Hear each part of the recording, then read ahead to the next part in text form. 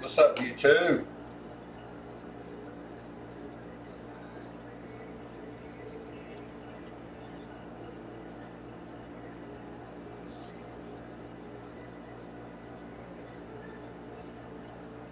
Hey, what's up, YouTube? Chili from Motown here. I was getting ready to do some. Give me just a minute.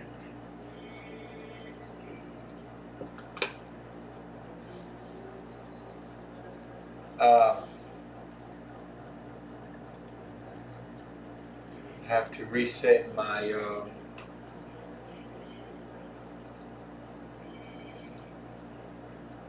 Have to reset my box for my chat. Now it should be in there.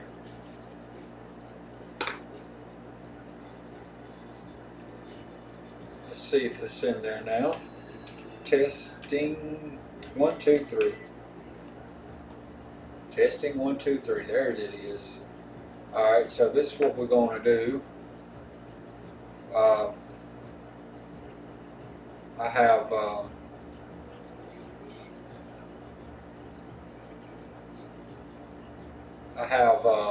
like $1,000 bankroll. I was doing some testing and resetting up my. Hey, what's up, Skill?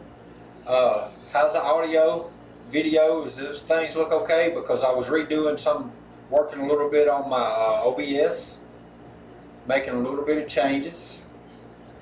Just.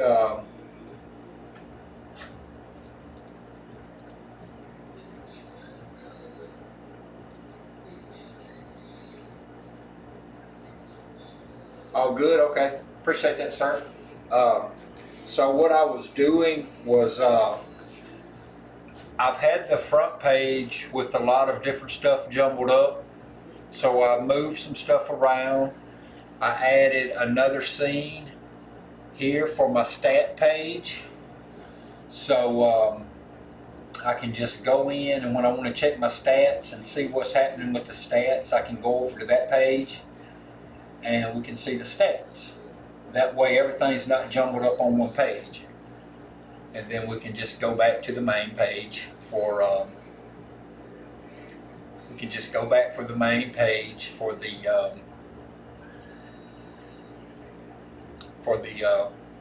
session.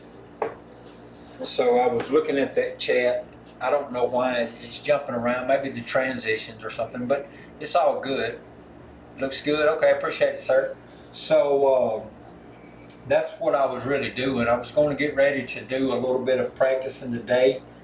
I've been messing around with these OBSs, and then I got to realize, and man, I've been throwing a lot of sevens just over the past week or two, just a lot of sevens.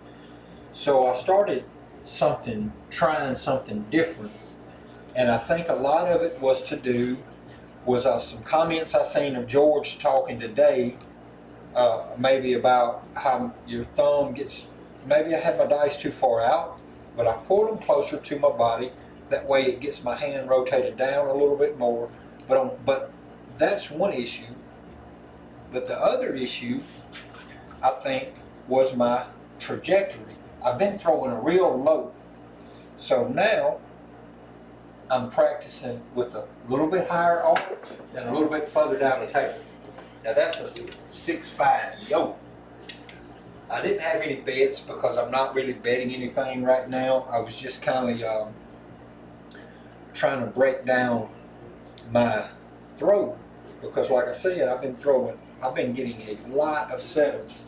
I've tried moving the way I pick the dice up. I've tried a lot of things, but what I seemed to figure out was the low throw. The low throw is causing me to hit and bounce way back. Do you see how these dice are staying closer to the end? Just a little bit higher trajectory. Now that right dice still had an explosion, and I don't want an explosion on either dice. You know, I want them to stay on axis. So the explosion, I think, can come with me moving the dice left to right. And then another thing that I think was my problem is I have my hand a little bit too far out, and I'm leaning back from the table. So my arm, back of my arm here is dragging on the rail. So, hey, what's up, North Florida? How's it going? So I was just kind of working on OBS and then trying to troubleshoot my throw. So the next thing that I was mentioning, I have my hand far out. My body is backed up from the table, so my arm is dragging this rail, causing a little bit of friction so I don't get a good clean toss. So what I'm practicing right now is standing up and leaning over into, not leaning down in it, but standing up to where I'm getting more of a straight vertical on my arm, close as I can, and keeping it off the back rail. All right, so those couple of issues is what I have determined today maybe is causing me some problems. So a little bit higher trajectory so that the dice hit and die instead of the low trajectory I've been throwing to where they come in low but they're hitting and then bouncing back hard because they're coming in hard. So this is a little bit higher trajectory with a more of a fall so that when they hit and stop. So right here, we got a 4, 5, 9, which is the right dice imploded. We have an implosion on the right dice. So to get, excuse me. That was a 4, 5. That's not an implosion. That's just a single pitch. I'm sorry. 3, 2 gets to a 4, and 3, 6. Yes, it gets to an implosion. Yeah. So the 5 is an implosion. So 3, 2. We got to a 4, so that dice stayed on axis. This one went to a 5, so it was an implosion. So I hadn't read that right. I just got myself a little confused. So 3, 2, 3, 6. So let me look at this throw again. I was just trying to troubleshoot some issue with my throw because I've been getting a lot. Now that's a 3, 2, 3, 2. That is an on-axis hit, 3, 2. Because actually that's an explosion of the right dice. So 2 times explosion and implosion on the right dice. That time the trajectory was there, but I think I just threw it hard. So these are the things I'm trying to work out is my throw. And I'm just getting a couple of warm-up tosses in to hopefully get myself in position to see, that's more of what I want right there. I want the dice to hit and die. So we got a 3-1, a 3-1 on axis secondary hit because we have a single pitch to get that one. Single pitch. So 3, 2, but we can take single pitch and one dice off axis all day long. It's when we get a double pitch on axis and when we get both dice to either implode or explode that we get the ugly. See, right there. 4, 6 on axis, single pitch. 4 is on axis, 6 is on axis. So this is a little bit cleaner throw. If I haven't thrown all 7. I've been practicing a while with the 3V set, and then all of a sudden over the past week or 2, I have got tons of 7s for some reason, and I'm like, what the crap? So I'm just trying to figure out. Now see, that was a double pitch. It's on axis, it's a double pitch. Excuse me. That blue dice rolled. It was on a 3. That was a double pitch. When I moved it with the stick, it rode. That was a double pitch on axis. And when I moved it with the stick, it rode. So that's on axis, but I threw it hard. So I'm just trying to retrain. My my toss with me standing up higher over the edge of the table so that I have a more of a vertical up and down on my arm, so that my back of my arm is not catching the table because that friction was causing problems. I brought the dice into me just a little closer, as I seen George commenting on the crouch chat early today, telling someone, you know, to bring them closer to your body. That's some way to get your thumb up over the dice, because the further you have them out, the further, the different angle that my hand picks them up. So if I go closer, my fingers go down further than my thumb. If I go out further from my body, my thumb goes down further than my fingers. So I moved them just a little bit closer on the pickup. I stand up over the table so that my arm's more vertical and not getting the friction off the back wall. And then I'm trying to get a little bit higher of a trajectory, which that was a higher one, and that throw was pretty good, but I ended up with a 5-2-7. So a 5-2, I have an explosion. I have an explosion on the right dice. I have a 2-5. I have a 2-5. So I have an implosion on the right dice.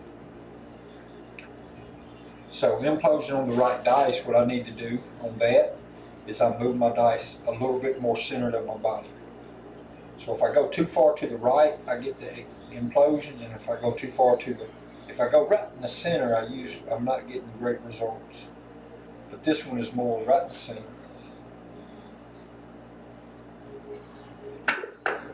See, that was a little bit higher than normal. They bounced a little too high. So we got a 2-1. So 3-2, 3-6 dice set yields a double pitch on axis hit. 3-2, 3-6. So that's a double pitch on axis. It was a little higher throw than I wanted, but they were on axis, so I'm going to stay with the dice more. They're not quite centered. Here's about center of my body, but I'm going about a little bit off center. I'm just trying to diagnose this throw because, like I said, I've been getting a lot of 7s here lately. That's more of what I wanted right there. Except I must have had my hand tilted a little bit, because if you notice when the dice hit, they bounce to the right. And if you don't have your dice even, if I don't have my dice even, in retrospect to horizontally even, if I have them tilted to the right or tilted forward from me, they jump to the left. And if I have them tilted back from me, they jump to the right. And that's kind of what that did. But we have a 3-2, 3-6 dice set. This is an on axis. 4-1 is an on axis single pitch. So that's okay. So now that I've got a couple of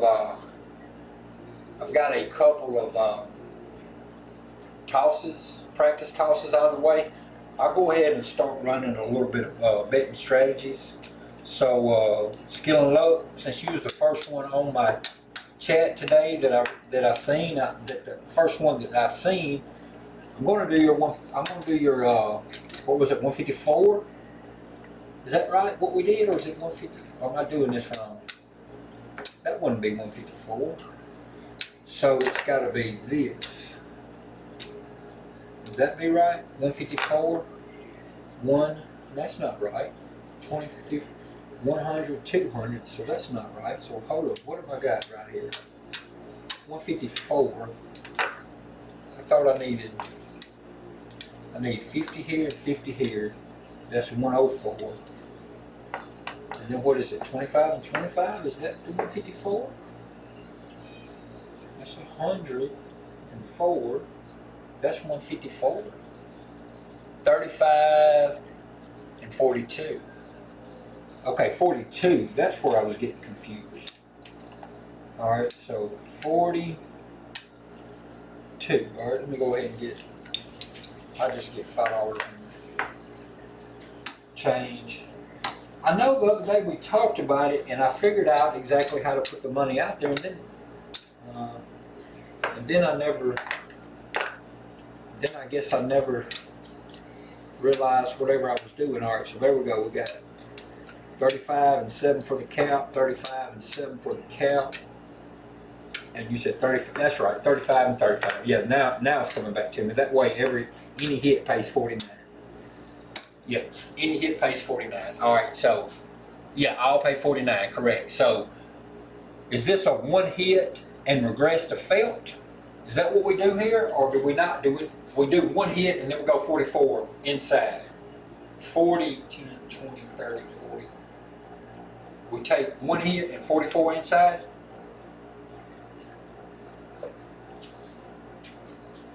Let's go ahead and put it $10 pass line, and then we're going to go ahead and do a 555 on ATS. It seems as if my memory serves me correctly, we do a one hit and regress to 44 inside. Regress to 4, yep, one hit and 44 inside. Yeah, that's what I was thinking. All right. All right, so we're going to work to come out.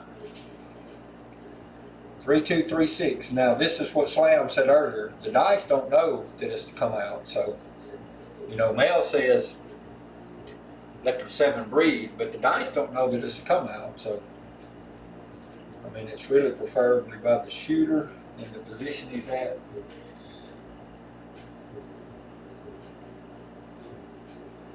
I like that throw. That throw is a 1, 4, 5. So a 3, 2, 3, 6. We have an implosion on left dice to get the 1, but we have a right dice stayed on axis. So if we can get a 1 dice, if we only have 1 dice off axis, that's not generally going to cause a 7. So we get a 49 pay, and we go to 44 inside.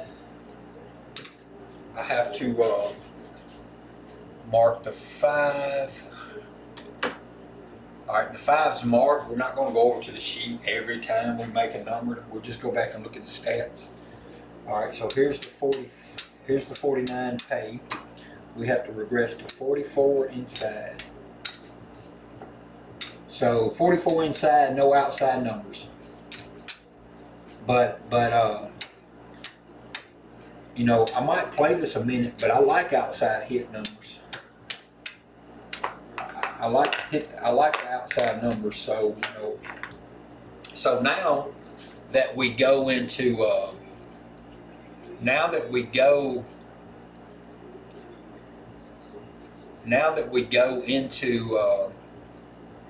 you can do 10 pass and a 10 don't pass at the same time for a Dewey don't. Yeah, cool.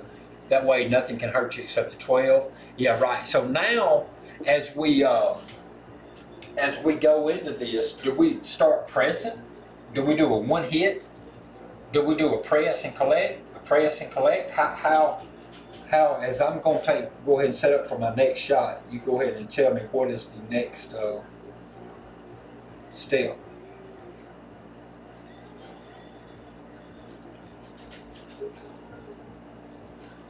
Dice are out. All right, there it is. We got a 1, 4, 5 right back to back. We got the repeater 1, 4, 5, which is the same number. That's the pass line. I mean, that's a front line winner, and we collect 28. 28 front for the $20 5. All right, so we're going to hit the 5 again. I mean, we're going to mark the 5 again. Half press any win. Half pressing, does that mean? So let's assume. I don't know where this red chip. I'm sure it had to come from that last one. When you say half press, does that mean I'm going to take $14 out of this and press on the 5? Let's say that wouldn't have been my point number. Is that what you mean by half pressing? Because what I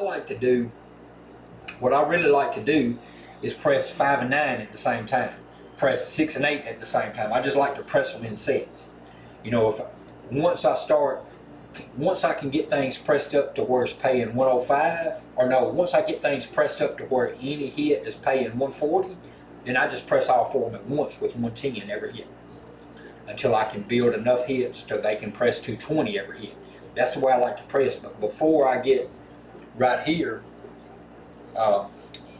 so that $49 hit from the very opening hand got me, let's see, I'm 44 inside, I won 49, so I'm actually $5 to the good. I just made another 10 and another 28. So at this point in the game, I would just, instead of collecting that 28, normally I would just drop the dealer 2 and tell him to take my 30 and press my 5 and 9 up back up to 35 inch. But you say half press. So does that mean the 28 and I just add 15 to that 5 since that's the one at 1? Hey, what's up, CFL? Yeah, I was resetting up some of my OBSs and trying to figure out why I have been getting so many 7s. So, Skill, I think by half pressing, you have 2 units on the 5. Half press means you press it, making it look like 3. For some reason, I had 20 units on the 5. And 20, so let me back up here. I paid myself 28. That was not right. For some reason, when I went 44 inside, I left 20 and 20 out there, which I shouldn't have. So I'm going to put that in the rack. And instead of me getting paid 28, I only get paid 14. That might be the confusion that I'm having. So let me put the 28 back in the rack and pay myself 14. Now let me read what you're saying. You have 2 units on the 5. Half press, any means you press it, making it look like 3 units. Okay. So go ahead and press that one and that one because I like to press both of mine at once. I like to press my 5 and 9 at once, my 6 and 8 at once. If you have 4 units, 20, then it goes to 6 units, half press. Okay, yeah. But I didn't mean to have it 4 units. That was just whenever I regressed down to 44 inside, for some reason I left 20 and 20 instead of 10 and 10. All right, so we're on the same track now. All right, so I've hit 2 5s, a 5 back to back, and I'm gonna work to come out. And so I have pressed. I took the $14 winnings and I put 5 on the 5 and 5 on the 9. And I'm going to work to come out. 3, 2, 3, 6.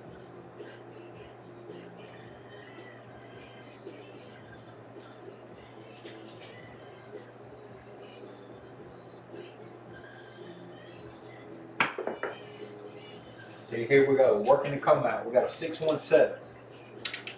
617. The left dice exploded. It exploded to get the 6. The 3-2, the right dice stayed on axis.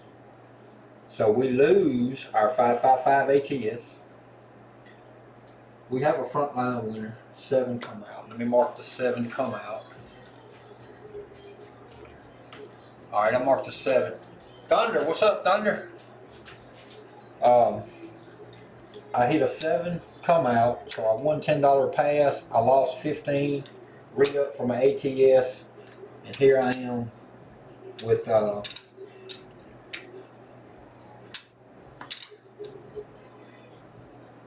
lose like this. Just let me do it like this.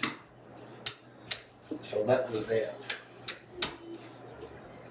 I was going to re-up it, but I'm not used to those numbers. So I've re-upped the 555. I got my $10 pass line. Let's do this. Let's go with the 44 inside.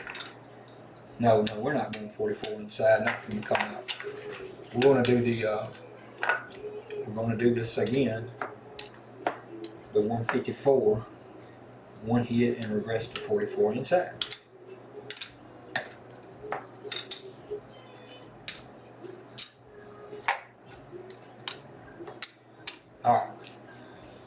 All right, here we go. Dice are out.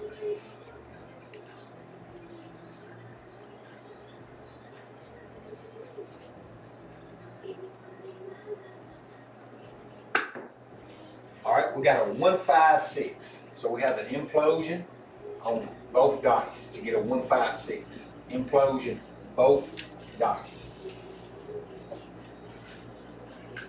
6 is the point. Mark the 6. All right. Yeah, 220 inside. I like doing 2. CFL, I jumped on to do I reset up my OBS. That way I can change, instead of having all the graphs and statistics and the 2 cameras and chat all on one page, I just went ahead and I swapped over. I changed it up a little bit so that I could add the graphs in. So I've got to work on my timing. It's a little bit slow on the transitions. I'll get that worked out. But I added a second page there just so I could get my graphs here so that we could take a look at the SORs and all. So you can see I've had 4 rows and 2 5s, a 6, and a come out 7. So as I was doing this, I started diagnosing troubleshooting my throw a little bit, because I got a lot of 7s last night, and I was trying to figure out why I got so many 7s. So what I figured out today, some of my stuff was, I think I was throwing too low. My trajectory was too low. So I'm trying to practice on that. Well, then as I was setting up, Skillin' Luck come in and he's asked me about this 154 before. Why don't I try it? So I said, hey man, you was the first one in here to comment on it, so let me give this 154 a try. So yeah, so that's how I got to this 154. I was just giving his so what I'm going to do, I'm going to pay myself 49, which is 50 for 2. I'm going to regress down to 44 inside. I'm just giving his I'm just giving Skillin' Luck. So 154. I keep putting 20 right there because I'm used to doing 76 inside. But here we go. We right here. We are right here at 44 inside after 1 hit. All right, so my points are 6. I'm having to keep up with my all tall small right here, and I didn't reset them earlier. All right, so here we go. Points are 6, 3, 2, 3, 6. So yeah, so what I'm doing, I'm readjusting my throw. There's a couple of different things I'm readjusting. One thing was my arm's been out and my body's been backwards. So that's had my arm more of a, not a vertical, more of a lean position. And it's been, the arm's been catching, I've been getting a lot of friction off this back wall. All right. Another thing that I've been doing is throwing the dice on a low, real low trajectory. I've been releasing them real low, and they've been coming through here and hitting. But in order for me to get them to the right distance on the table, they've been hitting real hard and bouncing way too far back. So what I am changing up a little bit today is one other issue is, if I got the dice out here at the pass line where I normally use it, my fingers is going a little further down in the back, so my thumb's not going high enough on the back of the dice. So I'm bringing the dice a little closer to my body when I pick them up. I'm standing up a little taller on my feet so that I get my arm off the back rail and I get it more vertically. And then the third issue I'm trying to work on is a little bit higher trajectory. Now that was a too high one, because you see how it bounced straight up when it hit. So see, these are things I got to tweak. So we got a 3, 4, 7. We're gonna have some 7s today because I'm practicing, and this is not my normal. This is not my normal throw, so it's gonna take me it's a lot to keep up with, but I got way too many 7s yesterday. Now this was my first 7 out right here. Luckily, only 44 on the inside. I took 1 hit and regressed. So I actually made 5. I lost 10 on the pass. So I actually lost $10 there. I lost 15 on the ATS. So, you know, that's not a terrible thing. I'm going to re-up my ATS for 555, and I'm going to re-up my $10 pass line, and I'm going to jump over to this 440. This 440. And CFL, I seen your comment earlier. You said you went over to the, you tried the 440. I haven't went over to your page and looked it up yet, but I'm going to go check it out here in a little bit.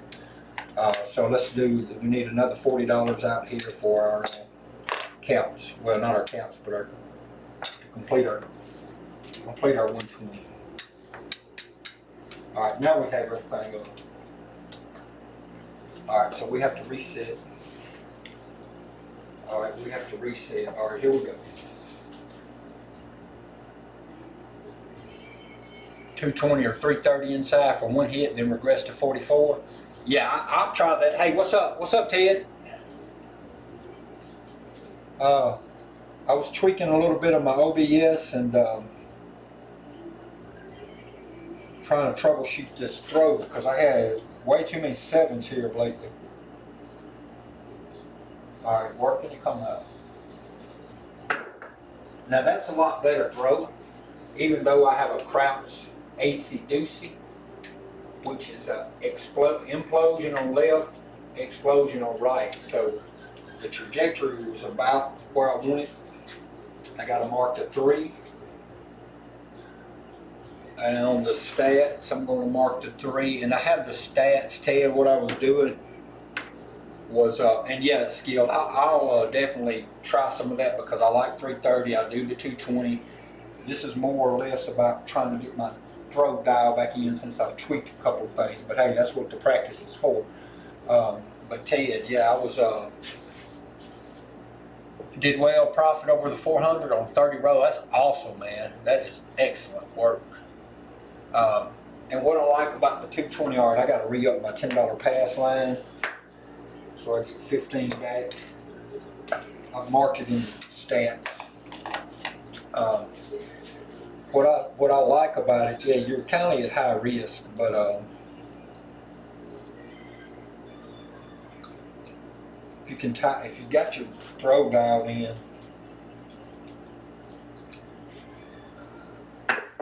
that's a little better there. See, that was almost a perfect toss. 3-2-3-6 is an on-axis single pitch.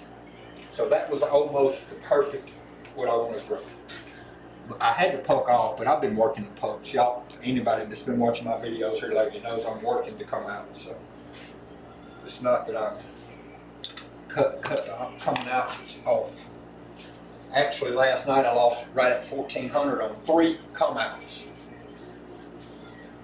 Yeah, skill, that was, I like that. That was almost a perfect throw.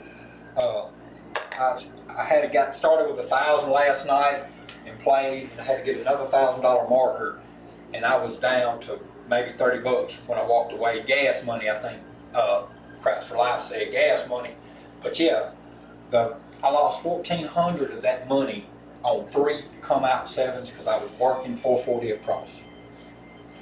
All right, let me mark the 9. Mayo says let the 7 breathe. All right, so what I like to do on 220 is go ahead and, 440 is one hit and regress to 220. But part of that winnings, no. I did that backwards. That's not what I do.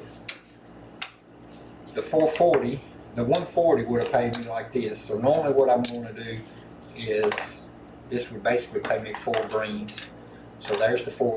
So what I do out of the first hit is I buy the 4 and 10, and I collect 90. That's off the first hit. I leave it working. I leave the 440 working. Try to get a second hit off of there.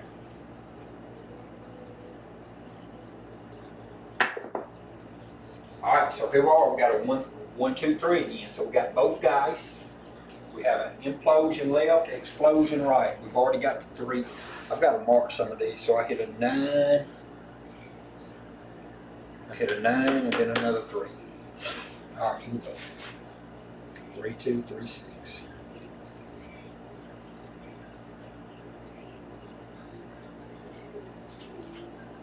Have to adjust this throw a little bit. So that was the low throw. That was a low throw. That was not a good throw. Luckily, I come out with good results.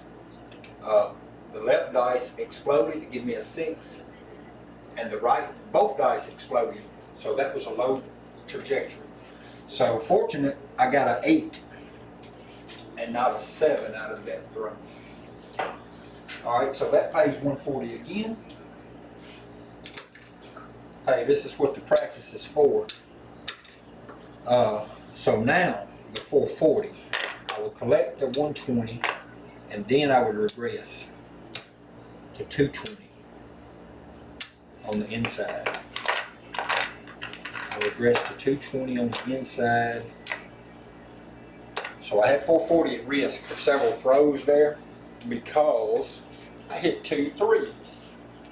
I hit a 3, come out 3, a 9 to make my point, a come out, I hit a come out 3, and then I hit a 9, established my point, then I hit another 3, and then I hit an 8. So 4 times in a row, that's why the pass and don't pass. Yeah, right. So you don't have to worry with it. Well, that's true. You're absolutely right. Do we don't? So, but what happens? I mean, yeah, you're absolutely right. Especially when these casinos have upped all these minimums. So you're absolutely correct. So a do we don't is not bad if they allow it. But if I'm playing a $10 pass line, you know, that $10, unless I'm hitting a ton of points, in which it just seems that I don't hit a ton of points. I just hit the numbers a lot of times, but I don't hit a ton of points. So sometimes, for $10, a lot of times I'll just throw a $2 any craps up to cover for the craps on the come out. I don't play the $2 any craps on every row, just for the come outs. But you're absolutely correct on the do we don't. You don't have to worry about it. Now that was a pretty good throw there. I have the same results. I have a 6-2, so that's an explosion on both dice.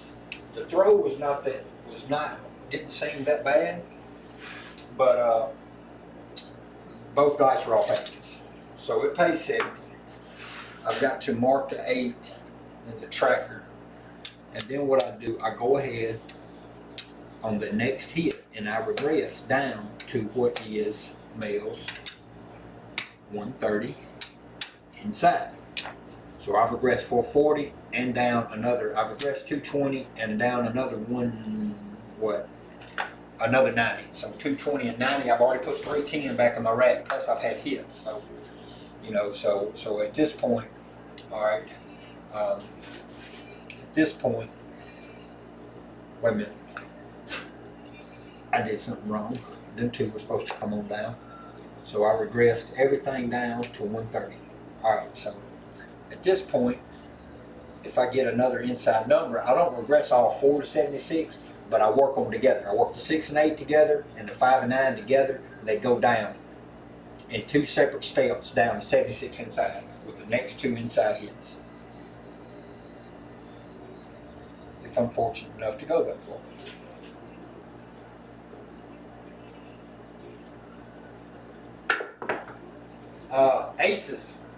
Aces in both places. So we have a on axis right dice, left dice imploded. We got the aces. We got a 3 on the beginning of this hand, so we got the 2 and the 3 out of our way. That's okay. That was aces. All right, so we need the 4, 5, and 6. We haven't hit any 4, 5, or 6 on this roll. We've hit 3 craps numbers. Let me slide these dice over just a little more. Dice are out. That's a lot better. That trajectory was almost perfect. We got a 3, 2. So we have a 3 on axis left dice, the right dice exploded to get a 2. It's okay. We have a 5. 1 dice explode or implode. 1 dice coming off axis is not a killer. That pays 49. At the casino, yeah, they would say drop me $1, and they would give me 2 chips for 2 greens for $1, 2 for $1. But since I'm dealing for myself, I just pay it the long way. Let me mark this in the tracker. Let me mark the 5 on the small. All right, so 49 right here. This is how I do it. I go ahead and reduce the 5 and the 9 to working towards 76 on the inside. What that allows me to do is put another $79 back in my bankroll. The next inside hit, regardless if it's a 5, 9, 6, or 8, I reduce the 6 and 8 down to 18 each. And then I will complete my regression down to 76 inside. if I'm fortunate enough to do it. So let's do this. Try to find that same spot we was just at, because that seemed to be, that seems to be almost perfect. All right, 2, 1. So 2, 1 is not an off-axis hit. The 1, 2 would be, but this is on axis, this is on axis. This is just a double pitch. So a 2, 1 is a double pitch on axis hit. So we mark another 3. So if we've been playing the horn, hop to 12, you're getting a bunch of 3s. Yeah, I'm getting a bunch of 3s. But like I said, I have changed up 3 things today. 3 different things that I have changed. One thing is I brought my dice in closer to the pickup. Because as George was stating in a comment earlier, that sometimes helps get your thumb back up over the dice instead of down on it. So the further you have them out, the further your thumb is down the back side of the dice as that. If you bring them close, it's up high on the dice. So that's one adjustment I am working on, is bringing the dice closer to me to pick them up. The second adjustment is I'm standing up taller on the table, leaning my head in a little bit, not looking down, but trying to stand up vertically to get my arm more vertical and keep my back of my arm from getting this friction on the back wall. That's the second adjustment. And the third adjustment is the trajectory. I'm trying to get a little bit higher of a trajectory so that the dice land and die, because the way I've been throwing is a low trajectory, and I've been having to throw them kind of hard to get them to the landing zone, and they hit hard and they bounce backwards too hard. So I've adjusted 3. I'm working on 3 different adjustments today. But I think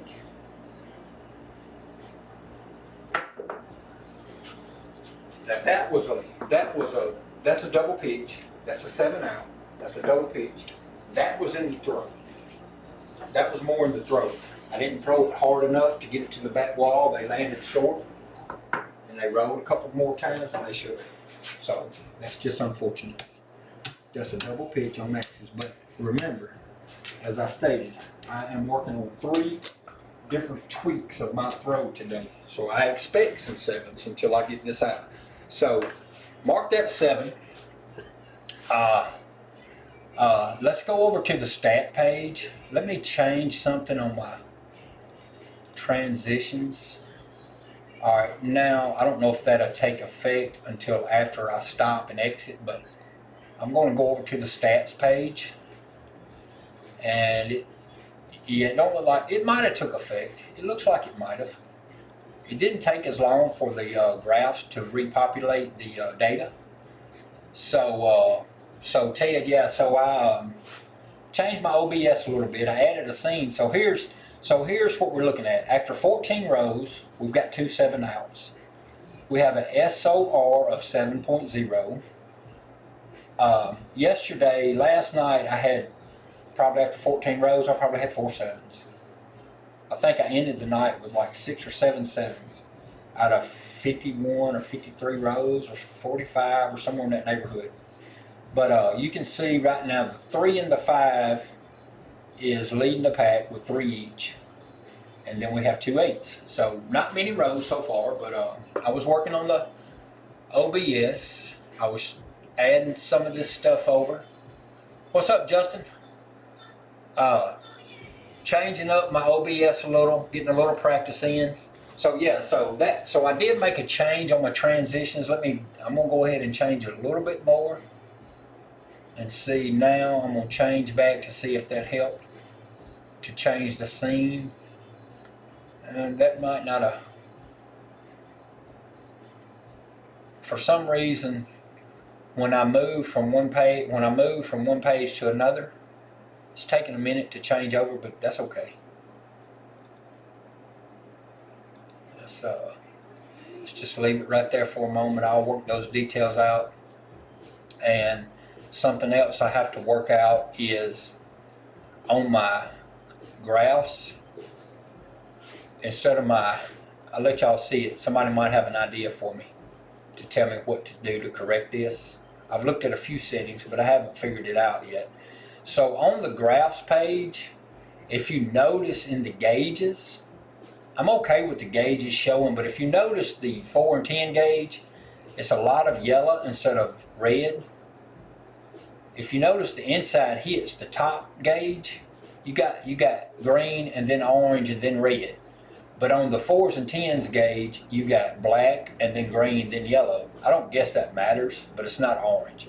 I'm not so much concerned with that as I am with, if you look at the graph, the bar graph itself, the 7 is in orange. Now I changed it to orange because that was the closest thing I could get, because red made it, I couldn't get my colors just right. So if anybody's got any ideas of what I need to do about those changes, it's no issue. It's not a major issue. Alright, so we hit a few numbers. We needed a 4 and a 6 for a top, for a small. We only had the 8 and the 9 for the tall. No problem. We started with 220. We was able, 440. We was able to regress down to, we was right at one step away from regressing all the way down to 76 on the inside, and I know we had to make money off of that. So there's 500. 1, 2, 3, 4, 5, 6. There's 600. So the black and the green together is $100 profit already, plus these here.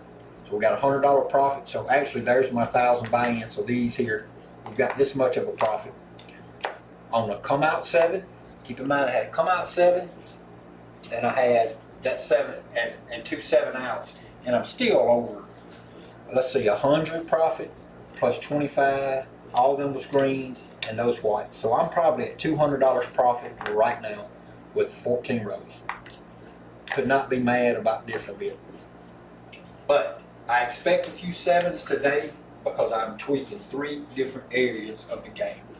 But if anybody was watching me last night, if anybody's been watching any of my videos over the past week or two, man, I've had a lot of 7s. And I've done tried moving the dice from left to right. I've done tried so many different things, and then today it finally dawned on me, throw a little higher.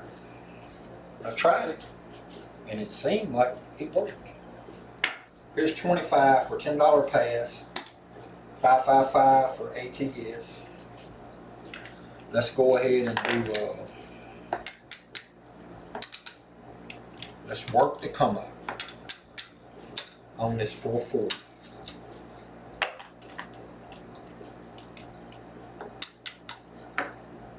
440 working.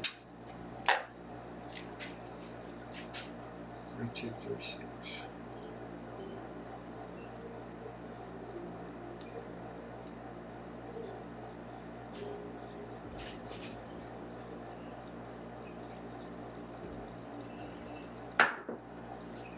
Well, we got a double pick. Now we have an explosion, right?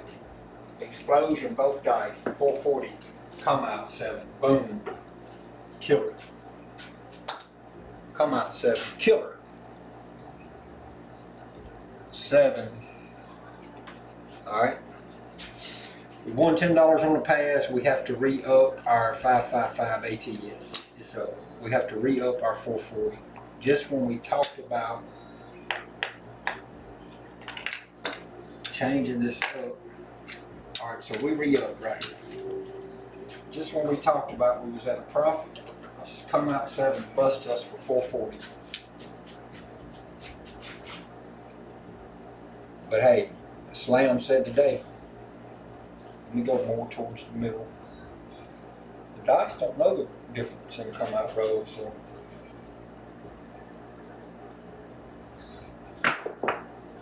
All right, we got a 1, 5, 6, 1, 5.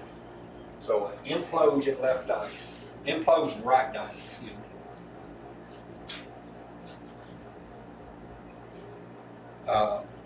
The points are 6. We mark the 6. First hit is 140, and we would actually rack 90 and buy the 4 and 10 for quarters each. We have to mark the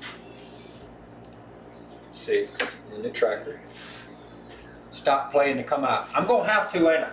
CFL, because last night I lost 1,300 on the come out, roughly out of 2,000, and today I've had 2 come outs. One of them wasn't 440 because I was playing the 154 inside and I regressed to, but that last one it was 440. So now I got to get some makeup in, don't I? Now that's a good throw right there. I like that. That was about the right trajectory. The dice didn't bounce all around after they hit 4, 1, 5. So we hit the mark 5. I never cleared these ATS. I haven't hit the 2 or the 3. All right. 5 pays 140. Mel would whoop my butt if I don't quit playing these come outs. I'm gonna have to quit playing because it is it's wiping me out.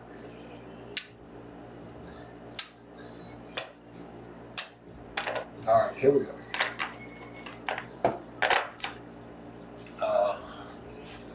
3, 2, 3, 6.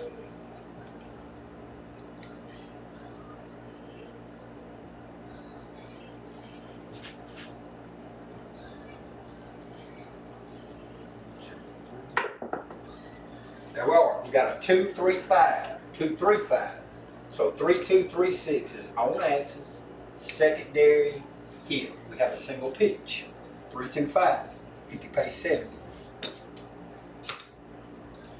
That's the second hit. Actually, it's the third hit. The first hit, we was able to buy the 4 and 10. Second hit, we was able to regress to 220 inside. This hit, we regress to 130 inside. I don't know why them 210s are still out there, but it's just because I didn't collect them right. Right, here we go. Mark the 5 in the tracker. We'll go back to the stat page in a little bit.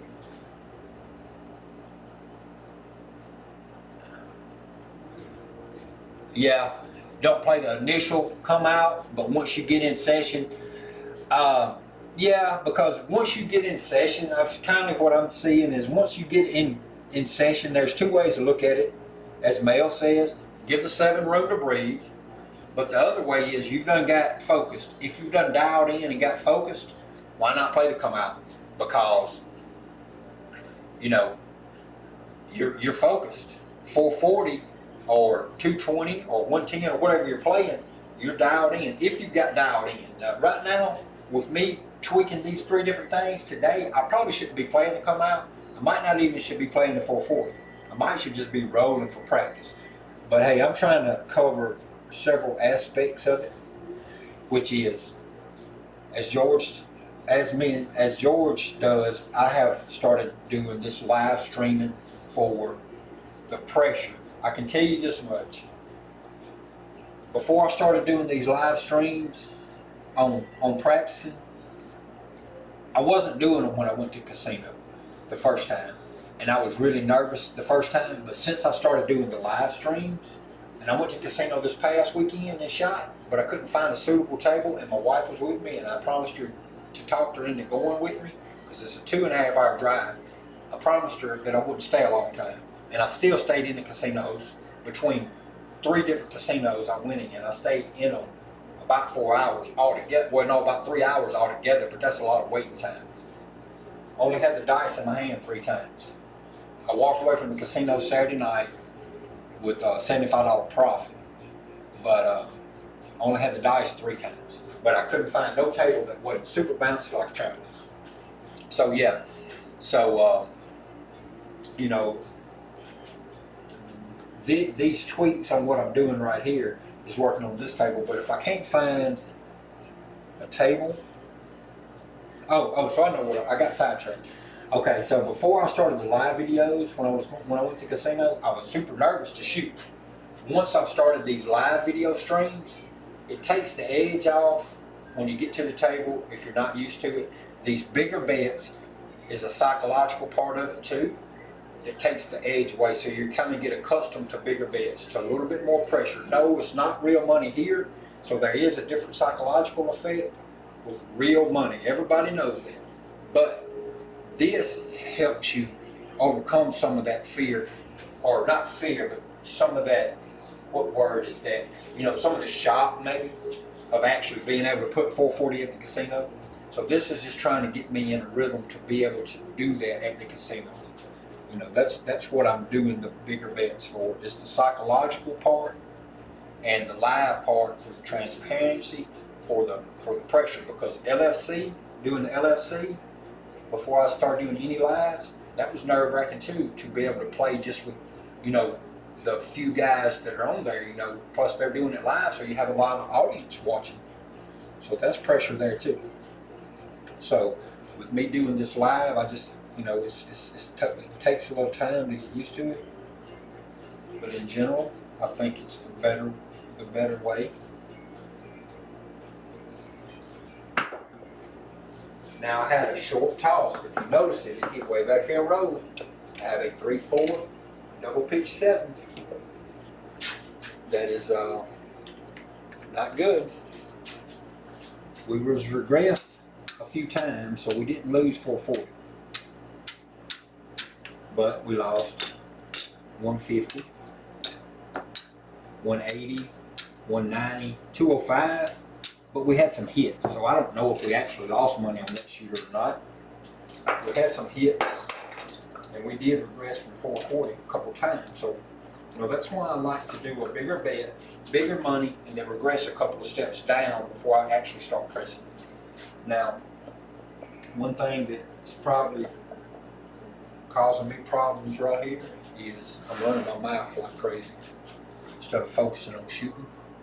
Let's take a look at the stat page. I've been on here for about an hour, and I've only shot 19 rows. So isn't that crazy? That's because I'm running my mouth so much. Alright, so the stat page says that we are at 19 rows. The 5 is the primary number. We got a 6.3 SOR. And we have 3 7-outs, 2 come-out 7s, which was big money killers. But we lost 440. Now, we lost 440. Let me go back to this page. We lost 440. CFL. You could do live stream with OBS, my friend. You don't have to. You're saying it's going to be a while.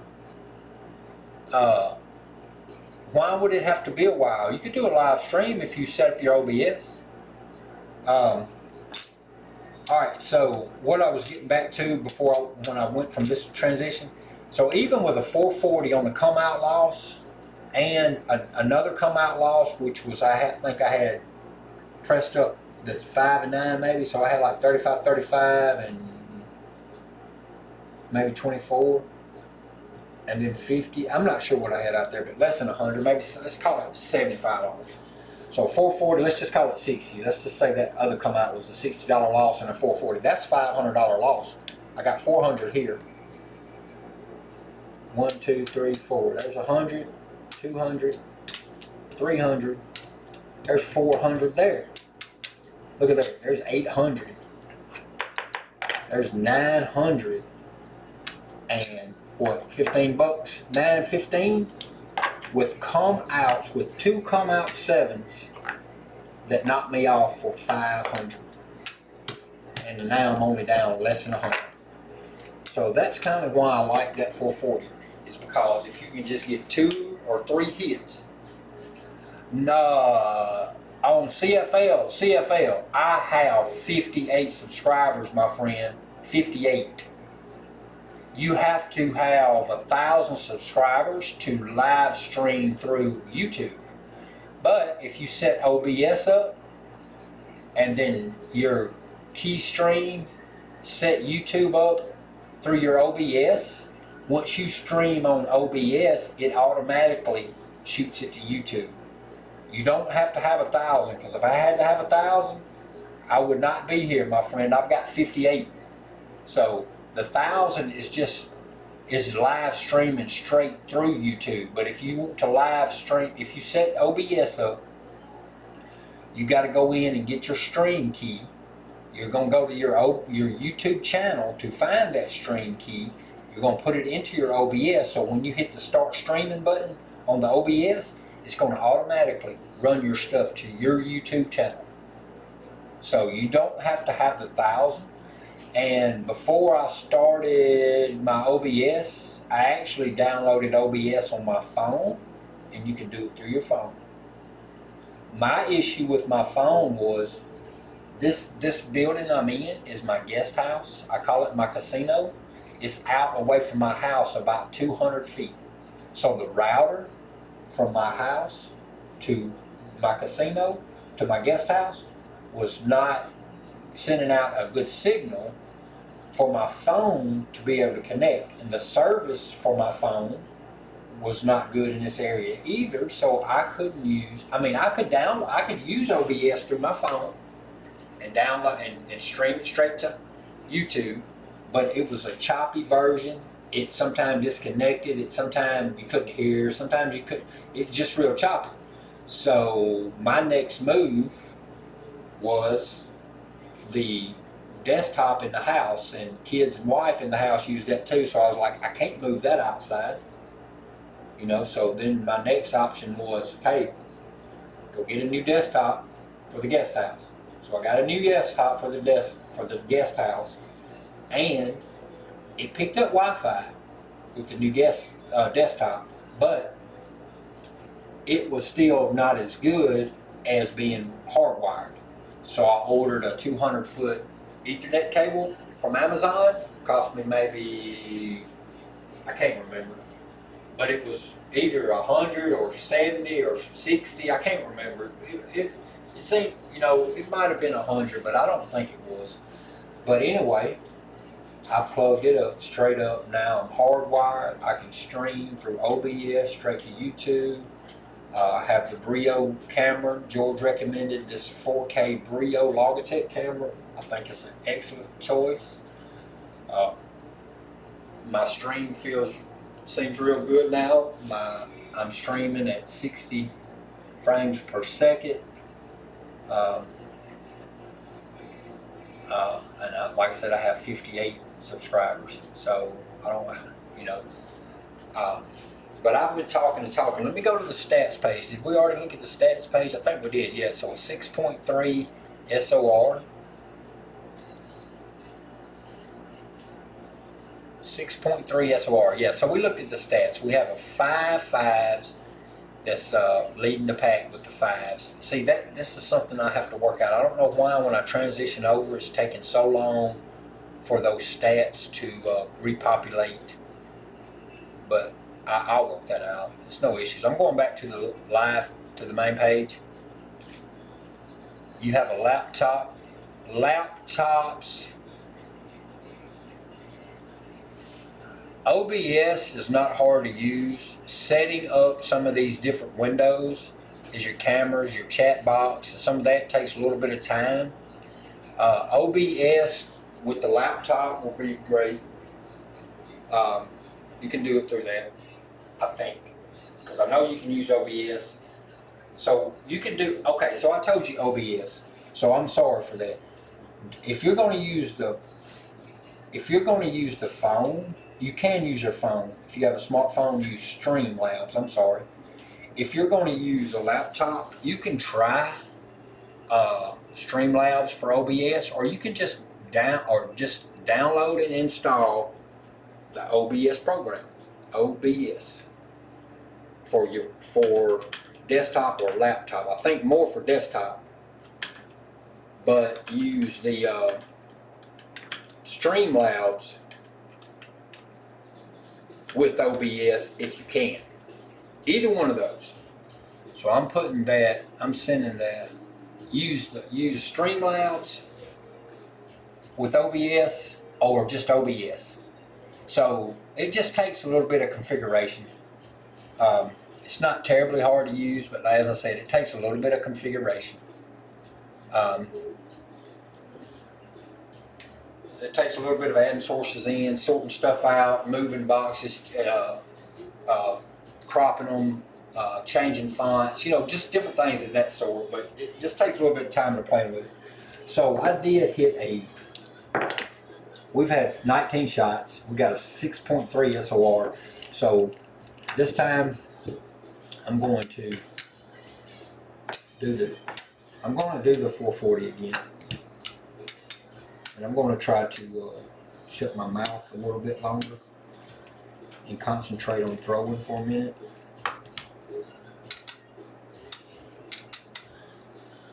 Just see if I can hit this SOR a little bit.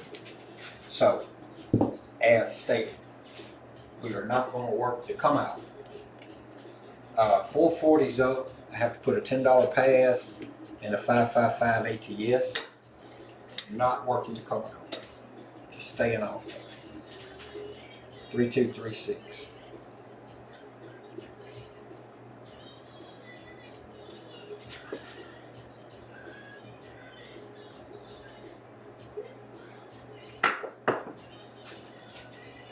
We have a 628. So both dice exploded. That was a little bit low trajectory, and I throw hard. We hit the 8 as the point.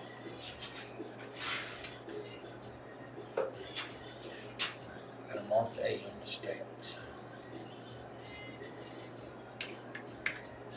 Skill and load. Okay, all right, CFL, you can do that. Yeah, I could go. No, I wasn't working. You know, as we stated earlier, I got to quit working that come out, especially until I fine tune, until I get my throw back in tune, because it's been sucky. It's been sucking bad lately. On the LFC yesterday, I got to shoot once. I thought that was a good throw, but that turned out bad results. 167. So I should have worked the come out. I wouldn't have lost the 0.7 out.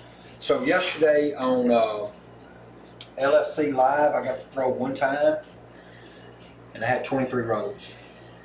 In that 23 was a come out 7, 440.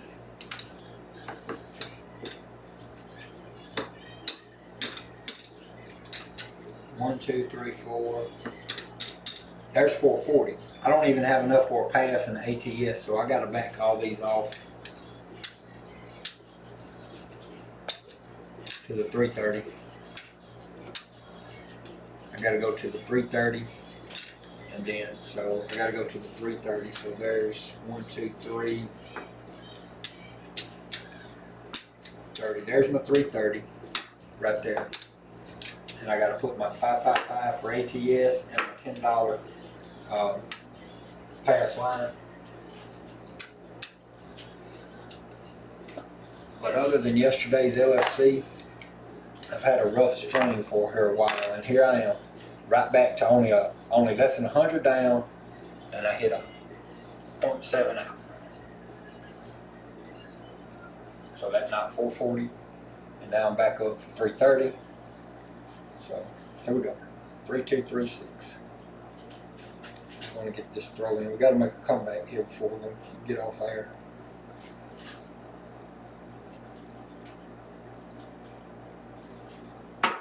That's a lot better. Them dice went just like I wanted. 3236. I have an explosion on right dice, but I got a 3236.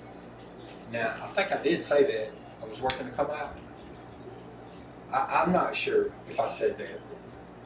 I was planning on it, but since I didn't work it the last time, and I'm not sure if I said it that time, I just wouldn't pay myself. But I was going to do it. But it's no issue. I'm not worried about that. I hit a 5. All right, I hit a 5. My point's a 5. So yeah, I was planning on working it, but I didn't call it. So.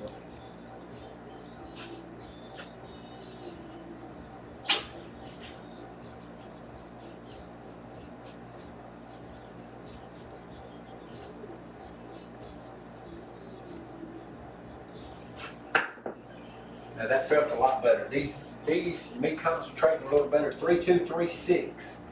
That's a 639. So the 6 is off axis, exploded.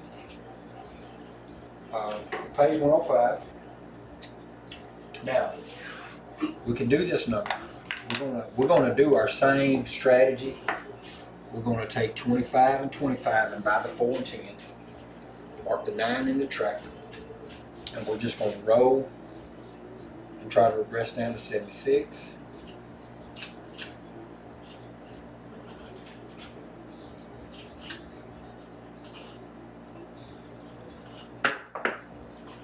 We got a 639 repeater, 639. Pays 105 again. So regress. We're just going to regress. We just get to regress these top greens and these top 2 reds. But we got to make it look like 220 now. So we hit another 9. So we hit a 5 as our point and 2 9s. So here we go. 3 2 3 6.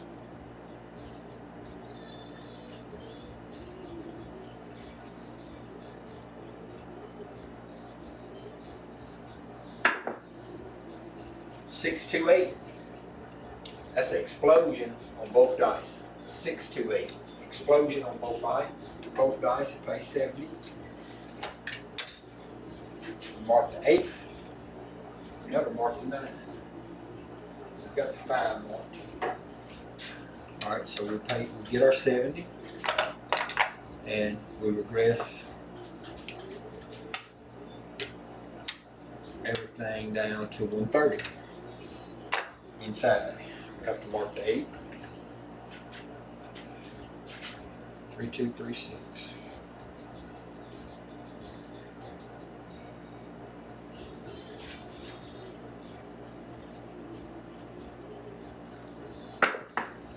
We have a rover. 2 6 8. 3 2 3 6. That is an on-axis primary hit. That was our first primary hit. Well, no, I ain't gonna say it was our first. That was primary hit. Now I know in the casino it paid me 35, but on my, since I'm dealing for myself, I pay it the long way, 35. That way I can just collect these 60s back, drop the dealer a plain dollar, and that puts me on my way to 76 inside. So I hit another 8. So the next hit would be complete my regression down to 76 inside.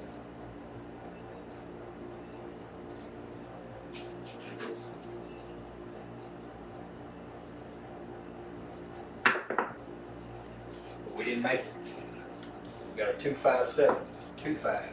So a 3 2. So the left dice stayed on axis, the right dice imploded.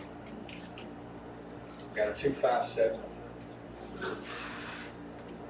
Alright, so that blew up. Marked the ATS, yeah. Well, whatever. Yeah, I didn't mark it, did I? Didn't mark the 6. You're right. Yep, that blew up on me.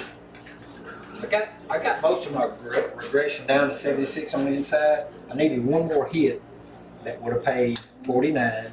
Then I would have been able to reduce the 5 and 9 down to 20 each, and I would have put 79 more in my rack. But at this point, you gotta look. Let's look at the stats. Let's look at this. There's 1 2 3.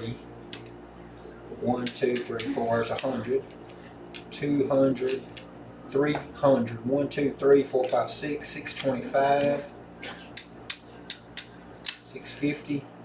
675. We're right about 680, about 690. We're right about 690 bucks. So for all these, so now let's look. So 690. So we're down about 300. Let's just call it 300. Let me change over to the stats page, and let's look at the stats. So we're down 300 bucks after we have 27 rows. 27 rows with the 5s are kicking butt. Well, not kicking butt, but they're leading the pack. We have 6 5s, 5 8s, 5 7s. So we have an SOR of 5.4, which is sucky. That's real sucky. 5.4. We're not even beating the normal random roller average. an SRR of 3.9. So 2 come out 7s, 5 7 outs. But hey, we're only down $300. So it's not a terrible, to me, I'm going back to the main page now. The 8s we have 5, the 3s we have 9. Inside hits we've got 59%. So see, with those inside hits, the 5, not the 6 or the 9, but the 5 and the 8, they are basically what's been keeping us alive to this point of what life we have. Yeah, I am taking a long time. You're right, Skill. So I went back to the main page, and if the 7 comes, it's still not paid for. You're right. You're absolutely right. So all this money's gone. I still have my.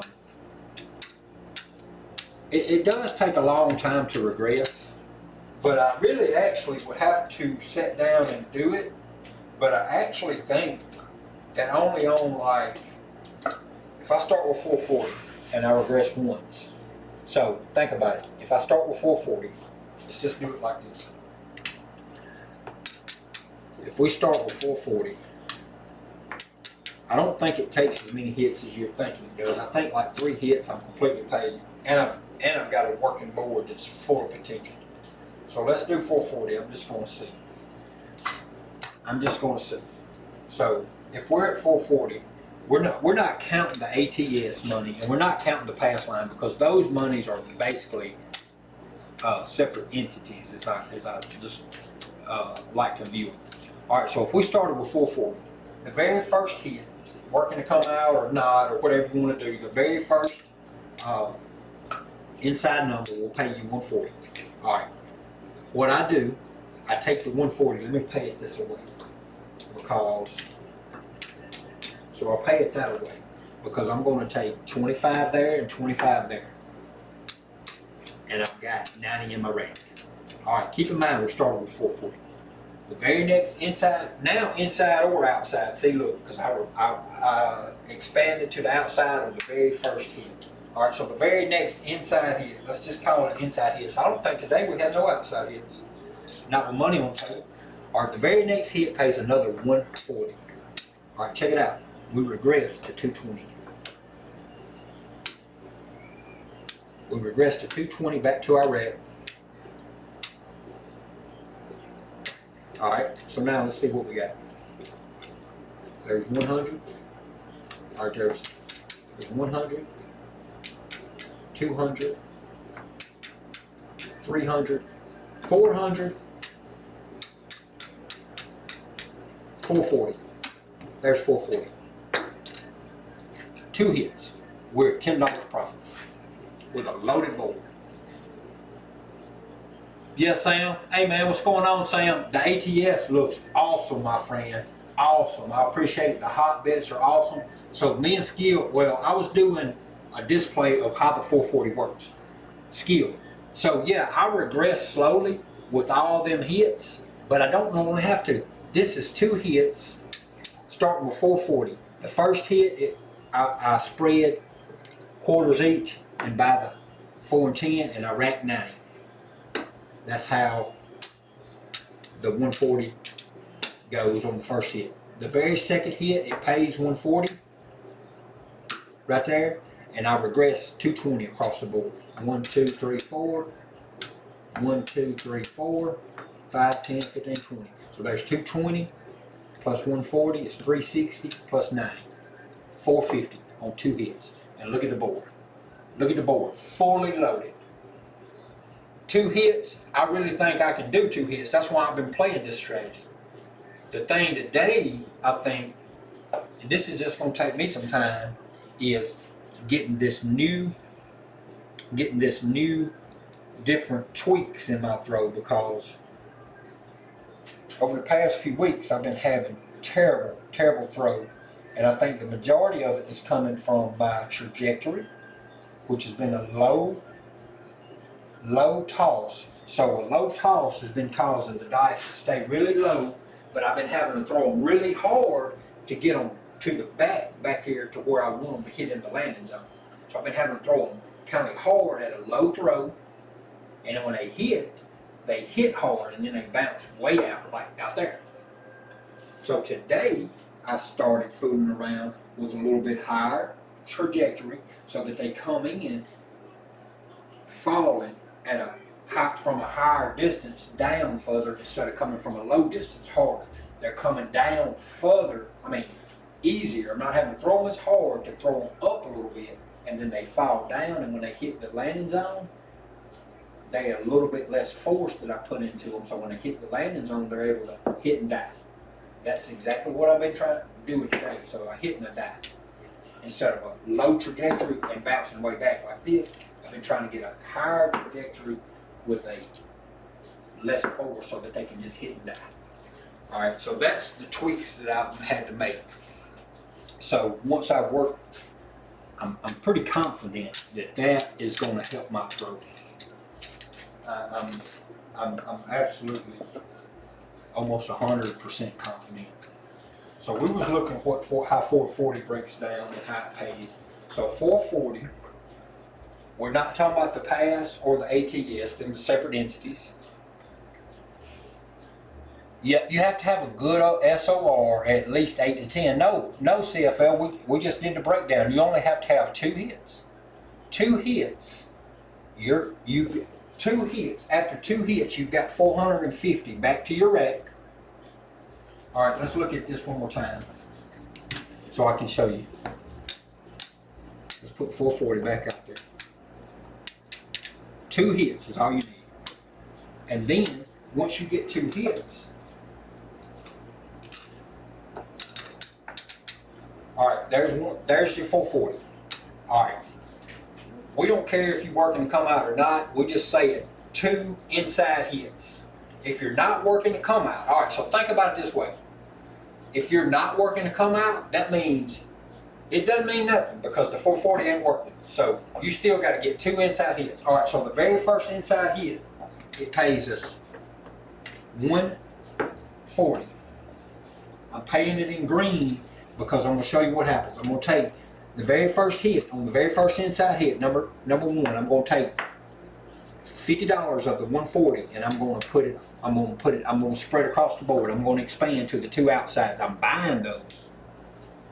All these others are places, but I'm buying at 25. Just pays better when it hits. That leaves me with $90. We just started with 440. The very next hit number 2, it pays 140 again. Right here. It pays 140 again. Boom. All right, here's 90 from hit number 1. Here's 140 from hit number 2. But at this point, we regress by 220. So we take the 220 regression like this. There's 100, 240. That's the 220. 1, 2, 3, 4. There's our 220 regression plus 140. That's 360 plus 90. That's 450. So after 2 hits, we've got 450 in our rack. Boom, 450 in our rack. Look at the board, loaded. We got 220 working. No, we got 270 working, loaded. Oh yeah, CFL, you're absolutely right. But what that does, if you make it through all the way down to 76, all that does is guarantees that you lock up a profit. This 2 hits is just getting you out of the hand. 2 hits gets you out of the hand. So now let's take a look. If we continue,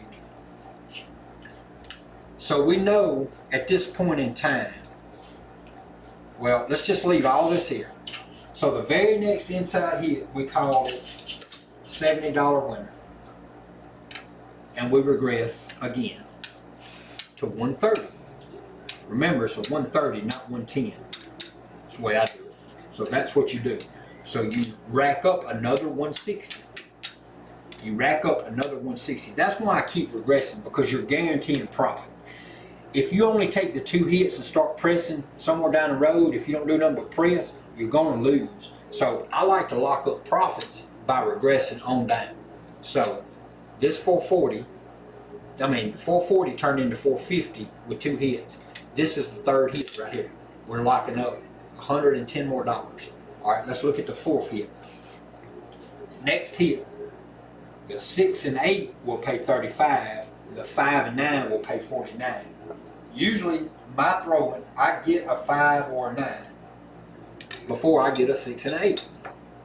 So I'm gonna go ahead and do it this way because the 5 or 9 will pay 49. So I would take this 25, and I would complete my regression on the 5 and 9 down to the 76, down to that part of the 76 inside, and I'm racking in another 79. Now let's call it the next hit. We're gonna call it the 5 again. Let's just call it a 5. It only pays 21, but if it's the 6 or 8, it pays 35. But if it's only the 5 or 9, it pays 28. So it pays 28. So I'm going to do it the long way still. That's 25, 26, 27, 28. Because what I have to happen is I have to take $8 out of my winnings to go with that 28, so that I can get these to 36 each. But it's not really out of my winnings. It's coming off of the 79 that I collected earlier. So there's the completion of the inside hits. So we hit once, we hit twice, and the 3rd hit we reduced to, the 1st hit we didn't reduce, the 2nd hit we reduced to 220, the 3rd hit to 110, the 4th hit was halfway to 76, and the 5th hit. So 5 hits. 5 hits to get, 5 inside hits to get to this. But we locked up all this profit. Whereas if we'd have took the 2 hits, we'd have been out of the hand at 450, but we'd had no profit if we'd have just started taking 2 hits and betting or pressing. So with 5 hits, 1, 2, 3, 4, 5, 6, there's 150, 200, 275, right there, 290, 291 with 5 hits. Actually 301, because $10 of this was a profit. So 301 after 5 hits. Keep in mind, if you get any outside hit during them hits, them paid also. So let's just say we hit a 4 one time, it cost you $1 to get paid 50. If we hit an outside number, the very first time I hit an outside number, I pay the $1 vig and I take the 50 and I rack it.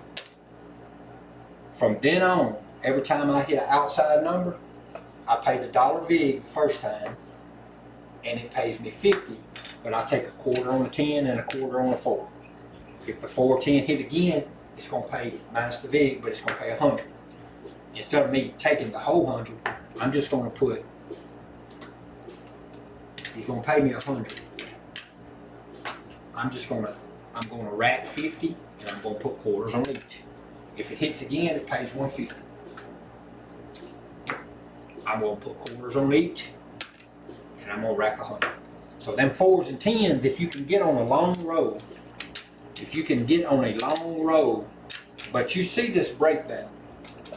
This breakdown with a 440 only takes 2 hits to have 270 working and 450 back in your rate.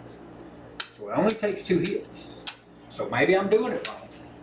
Maybe instead of me regressing all the way down to 76, maybe I should just take the 2 hits and start pressing them. I'm not certain about that. But like I said, I like to lock up some profits.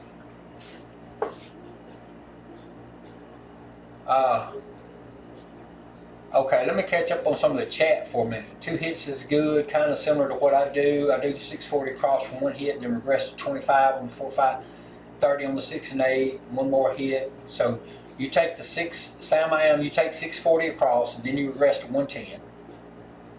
And 25 on the 10 and just collect while you play for free. Yeah, absolutely. That's what this 440 does. Yes, 440 is a high number. And I haven't been in a casino and walked in and laid 440 on the table and took a roll. For one reason, Saturday night when I went to the casinos, I went to 3 different ones. I went to Southland, which is the old race dog tracks in Memphis, West Memphis, Arkansas. They only had 2 tables open. One end, if you were shooting from stick right, you had a $10 minimum. This is one table. You had a $10 minimum from stick right, but on stick left, it was a $15 minimum.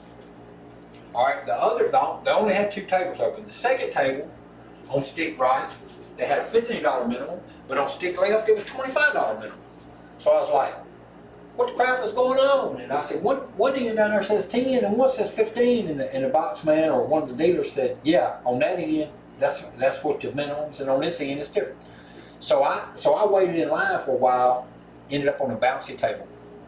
No, it was super bouncy. When you throw the dice, if you didn't have just almost a throw and a roll to the backboard, it was hopping off the table nearly every roll. And I was like, man, this is a show bouncy table, but I didn't do terrible. That was my first time there. I didn't do terrible. I had $300. I gave my wife $100, and she went off to play some kind of machines or something. And I cashed in. I cashed in for $200. I walked away from that table with $394 after 2 shots. I had 2 rows. There was no ATSs, there was no hot bets, and there was no fire bets. There was no bonus bets of any kind in West Memphis. I waited my turn to get on the table in SL1. When I finally got there, I had to wait for the dice to get all the way to me. I shot once, 7-8 rows, didn't play a whole lot of pressing because I was trying to figure out the table. It was super bouncy. I 7'd out, I waited, it was 4 players per end. I waited for it to get back around to me again, and I shot again. Well, the second time I shot, I'm like, man, I'm finna conquer this table. So I started out with 110 across, and I hit it. Whatever inside number I hit, I just went ahead and pressed the 4. The next inside number I hit, I went not pressed the 4, but I bought the 4. The next inside number I hit, I bought the 10. From there on, I hit several 4s and 10s, 4 or 5 maybe, for $50 a pop. They was paying me $50. That's all. I was giving them $1. They was paying me $50. I hit that 4 or 5 times. It drove my bankroll back up because I was down to less than 100, but I wasn't finna pull no more money out of my pocket because I didn't like the table. But I shot 12, 13, 14 rows, but I was not pressing any numbers because the table was too unpredictable. I couldn't get a read on it. I couldn't get anything. I couldn't throw them close to the end. I couldn't throw them far from the landings. I couldn't get a read. So I just played, and mainly I hit 4s and 10s. I drove my bankroll up to $3.99, and I colored up. And I threw the dealer $5, and I walked away with $3.94. Went and found my wife.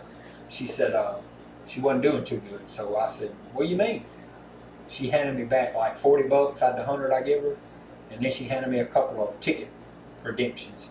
And that was about another $20-something, $21.12 exactly what it was. I walked over and I looked at, after all that, I was up from 300 to 455. So I was like, we'd been there like an hour and a half, and I told her, I said, let's ride on down to Tunica and see what the horseshoe's like. Walked in the horseshoe. Every single table, I mean, they had 8 or 9 tables open. Every SL1 and SR1 was marked closed. You could not play in them spots. So I was like, and then on top of that, every single table was a minimum 25. And I was like, man, I'm not playing this. Walked across the parking lot I probably wouldn't have minded the 25 minimum as much as I minded the SL1 slot closed. I didn't want to back way up. I had to practice for it. But I walked across the parking lot to go check out Gold Strike. Packed, jam-packed, folks everywhere. Wasn't no spots open on no tables, but they had 7, 8, 10 tables open. And they had $15 minimums and $25 minimums. And I went ahead and I waited for SL1 to open on a $15 table. I finally got in it. It took a while because the guy that was in it, he waited till he shot, and when he got through shooting, he left, and I got his spot. So I had to wait for the dice to come all around. It was 4 people each in. They had all your bonus bets. They had your ATS, they had your hops. They didn't have any fire bets. But the table I got on was bouncy, just like the one in West Memphis. So I was like, man, I can't believe this. I shot 1 time in that casino. That time I took part of the 455. I took 300. I got $300 worth of chips. I had to wait. When I got in SL1, I had to wait 3 more rollers on that end and 4 rollers around this end, and it got back to me. I played 2, 1, and 2 on everybody's all tall, small. Nobody ever hit it. It got to me. I played 5, 5, 5 on all tall, small, and 110 inside. And I had 3 or 4 rows, and I set them out. Maybe 5 rows, but I don't think I had more than 7. I don't really remember exactly, but it was not more than probably 7. It was probably more like 4 or 5. 7 out. And I'm like, son of a gun. This table was bouncy like West Memphis. So I stuck around for a little bit longer, playing ATS and some a couple different strategies. I was playing some don't passes and putting some money on the place lines, and I was running it through the don't come and letting it knock off some place bets, and then I'd run some through the come, let it hit some of the place bets, just different things like that. I walked away from that casino before the dice ever made it back to me my second time, and I was at 220. And I was like, man, I'm not gonna keep on playing money on this table neither. I don't like the table. And then on top of that, when we got to Tunica, my wife was tired. I had to beg her to come. I had to beg her to go. So in order for me to get her to go, I had promised her I wasn't gonna stay long. Well, I spent an hour and a half in Southland, then we spent another 30 or 40 minutes driving to Tunica, and then I spent another hour and a half in there, hour to an hour and a half. She was in the truck the whole time we were in Tunica trying to get a nap, because it was already like midnight when we made it into Tunica. She's like, you go ahead in, don't be in there long. Well, at 1:30 I come back out. Well, she was texting me like, come on, it's time to go. So if I would have been by myself or I had a little more time, I probably would have went to some other casinos, because the table I was on, the Gold Strike, was super bouncy. Now, Wager told me that those Gold Strike tables are rock hard, but the one I was on was not rock hard. Long story, which was a very long story, short was, I ended up walking away from there with $75 a head for the night at 3 different casinos, but I was not impressed with none of the tables that I went to. Plexiglass dividers were in between players at Southland, but they were not an issue. They did not bother. It was not a nuisance at all. It was not closed in. They moved. Let me think. Horseshoe had no plexiglass up that I seen anywhere, and the only plexiglass that Gold Strike had was protecting the dealers. So down here on this corner, plexiglass protecting the box man, and then the stick man had a plexiglass on each side of himself. Other than that, it was no plexiglass. But even the stick man's plexiglass did not bother SL1 shooting. It didn't bother. So it was just a bouncy table. So I was not prepared with a great strategy in mind to play a don't. I was only prepared to shoot and try to hit an all-tall small. Well, when the table was super bouncy, I couldn't get any good results, so I was not going to keep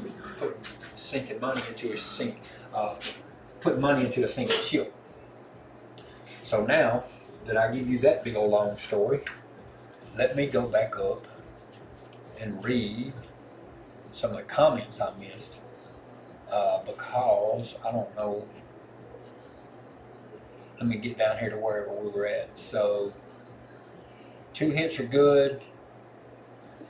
640 across and regress. Yeah, I read that one, Sam. CFL.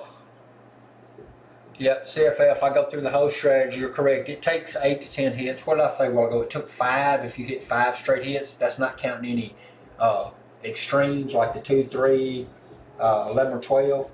But keep in mind, only on the come out, you won't get paid for the 4 or 10. But everything after the come out, well, that's if you're working to come out. Everything after the initial first 140 hit, you're going to get paid for all 6 box numbers. And you're going to get a lot of them if you get on a good road.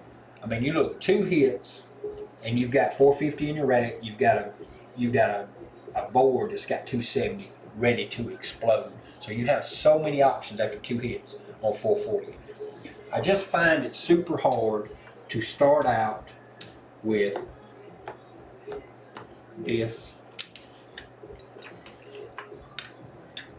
I find it super hard to start out with 22 or 44 inside. I find it super hard to make any money this way. I mean, it takes you tons of hits before you ever make money.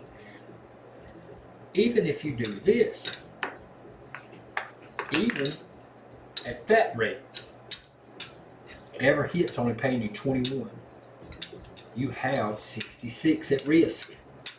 It takes 1, 2, 3, 4. It takes 3 hits just to get your 66 back. You don't even got it back after 3 hits. You've only got 63 back after 3 hits. So I find this to be hard to make money on. Starting low and trying to build small. Trying to build up. So my best way that I found it to work is take a chance. Take a chance with a higher denomination at the bare minimum 130 or 110. You can do 110. But I've even got accustomed to practicing this method of 440. Or I'm not going to say accustomed. This is where I'm at. This is where I feel comfortable with start. That way, 2 hits, you got 450 back in your rack. Keep regressing, and you at that point in time. 110 inside and 20 on the 4 and 10. Yeah, that works too. Sam? Yep. Skill of luck? Yep. On the buying the 4 and 10, yep. Still under 140 with 1 hit. Yes, skill, you're right. There's so much. There is so many options on this table. So many. You don't have to start with 440. It was just something I was practicing. So let's look at CFL talking about the 110. Did he say 110? 110 and 20 on the 4 and 10. Well, I really don't. Yeah, the 20 on the 4 and 10. Sometimes I like to do that, but if I'm going to go with 110, I might as well put these other 20 right here and do 130. It just pays, just the 4 and 5 pay so much better by that extra 10. I know that's $20 more at risk, but my very first hit is going to be 130. So I'll work through the 130 a time or two. So I'm going to play puck on the come out with the 130 working. I gotta have a $10 pass and I gotta have 555 ATS. If I'm shooting the dice, basically if they have ATS on the table, I'm playing that sucker. Because it's some options in ATS. There's some options on ATS. Now that was a good toss. That was almost a perfect toss. We had an explosion on left dice, but that was almost perfect. Them dice had the right trajectory, they had the right landing zone, and they hit and stopped. That was almost perfect. I felt it when it left. The only thing, we had an explosion on left, which is not a killer. All right, so we did 130. It pays 49. Because I did call one. So this is the 130. I like this strategy. I like this strategy because look, 1 hit. All right, think about it. You had 130 working. We're not talking about ATS, and we're not talking about pass line, because as Skill and Luck said, you can play a do it don't and kill that. You don't even have to play AT and S, so that's extra. The very first hit, you get $79 of your 130 back in your rack. So I'm gonna leave that right there just to show something right here. So we hit a 9. All right, 3-2. The point's a 9. It's marked a 9. And we're looking for a second hit. Second hit is all you need here. It's 2 hits. All right, we got a 639. 639, exact repeat. We had the same results. Now, I threw them dice a little higher than normal, but we hit the 9. So, it pays a $10 pass, and it pays 28 on the, but I'm going to pay it 28 this way. I'm going to pay it that way because The very second hit, I'm reducing to 76 inside. Like that. Now, I'm not even going to count the pass line, because like I said, that is, you can play a do-it-don't. So the very second hit on the 6 or 9 paid me $55. I had to drop 2 more, so I had 79. So I actually had to take $3 out there. So look, 125, 131, 2 hits. There's my 131. I started with 130 on the inside, 2 hits. I've got 131. That's 130 inside. All right. So after 2 hits, this is what I do. I'm just going to run out my 130 strategy. Let me mark my 9.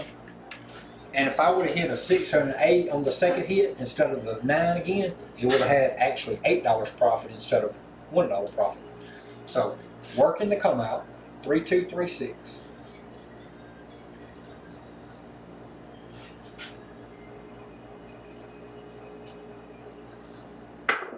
Good throw. I like the throw. 1, 3, 4. 1, 3, 4. Which is a left dice imploded that time. Now, I was working to come out. I didn't have nothing on the outside. This is the difference in the 2 hits. Now that $10 is mine also, but I'm not putting it with that winning. I'm just putting it here because that was a come out. That was a winner on the 9. I'm not keeping up with that because we're just talking about this money here, because you can avoid this with a do-it-don't. You can break even right there.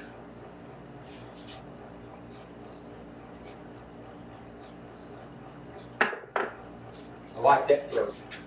That was a good throw. We got a 6-5 yoke. Now the results wasn't quite what we wanted because we have an explosion on left, implosion on right. I think, I'm not sure if that's what George refers to as drift, but that was not a come out, that was not anything. Actually, I hit a 4 and then a yoke. All right, so I had to recorrect my stats. All right, here we go, 3, 2, 3, 6.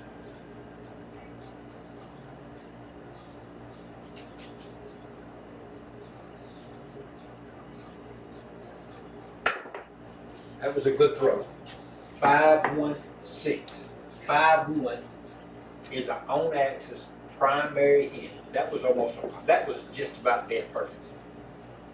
That was dead perfect. You couldn't get it for no better than that. It hit, the trajectory was right, the landing zone was right, and the dive was dead, and it was an on-axis primary hit.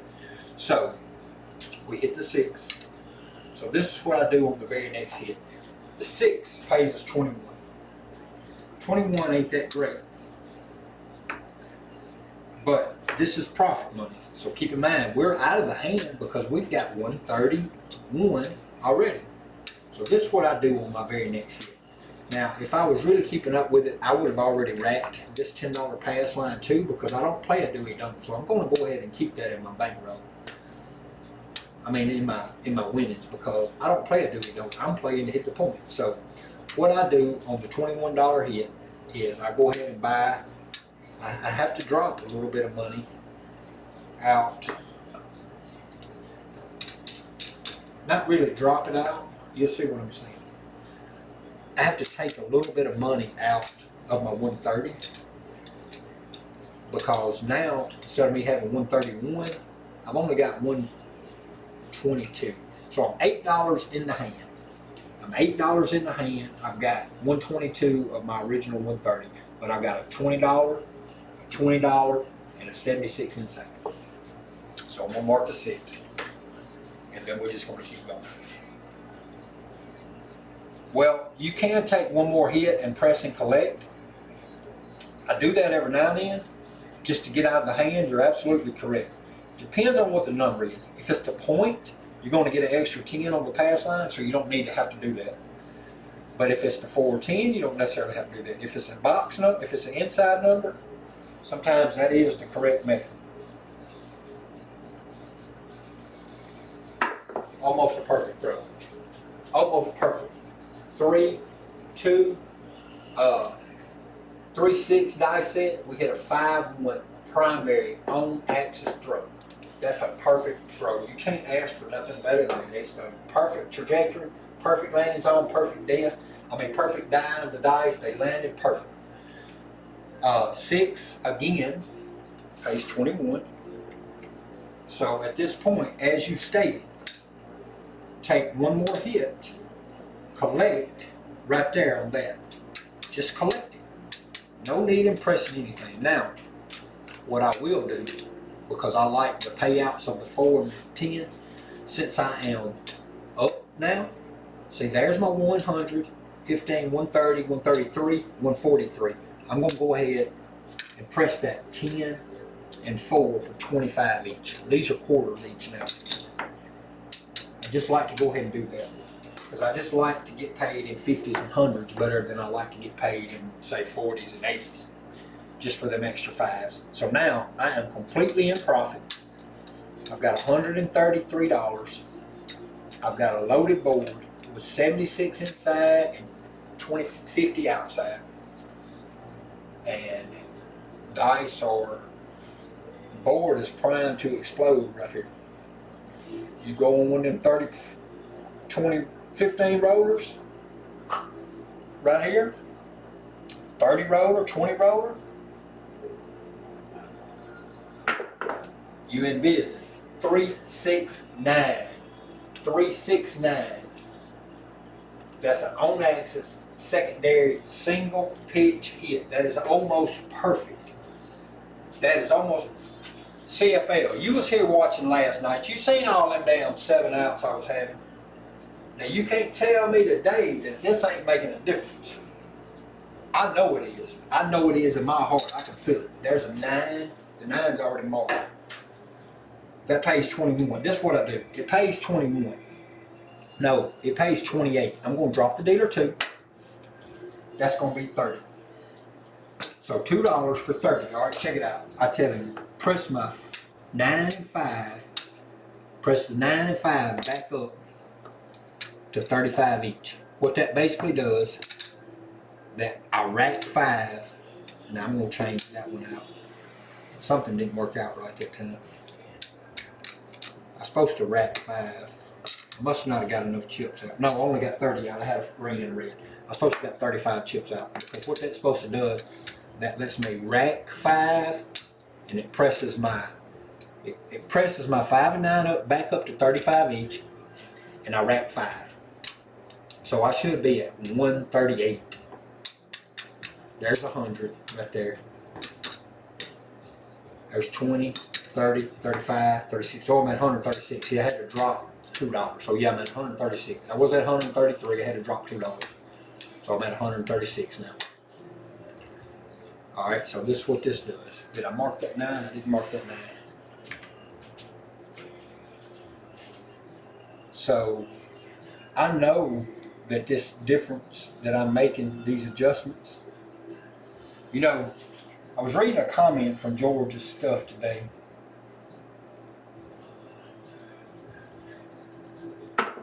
Look at that. That's almost perfect. 4, 6, 10. 4, 6, 10. Almost perfect throw. 4, 6, 10. Man, I wish George was on here watching this crap. I read a comment from him today. That's an on-axis secondary single pitch hit. That is almost perfect. George, in a comment he said today, he says it takes 6 months to get your throw right. And I'm sitting here thinking, man, I've put my 6 months in. Why is my throw so?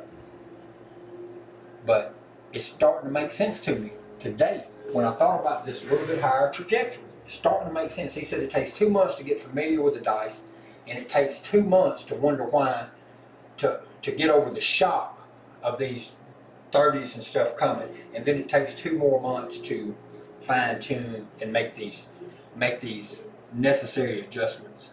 See, that's something I've never lacked up until, that's something I've never had up until today. I'm just now figuring out these fine tuning. I've been spending for the past month or 2 familiarizing myself with these dice. This is stuff George taught me, how to set these dice up and how to orientate them and how to determine if it's an explosion, an implosion, what kind of change to make to help resolve that. You know, I can't give George enough credit. George has worked for me extremely a lot. All right, so the 10 for $1, it pays 50. That's what I'm gonna do. The very first outside hit, it's already paid for because them two 25s come out the board. But I want to go ahead and not lose money on the board. I want to go ahead and profit the first outside hit. After the initial outside hit, it's just press, press, press. Let me mark the 10 on the tracker. 3, 2, 3, 6.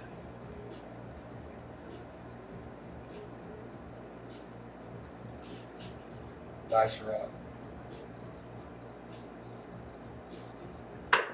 That was a little bit hard. I threw them dice a little bit hard, but hey, we ended up with a 5-4 on axis secondary hit.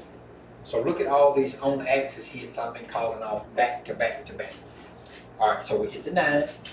So looking at the tall, we need a 12. We need an 8.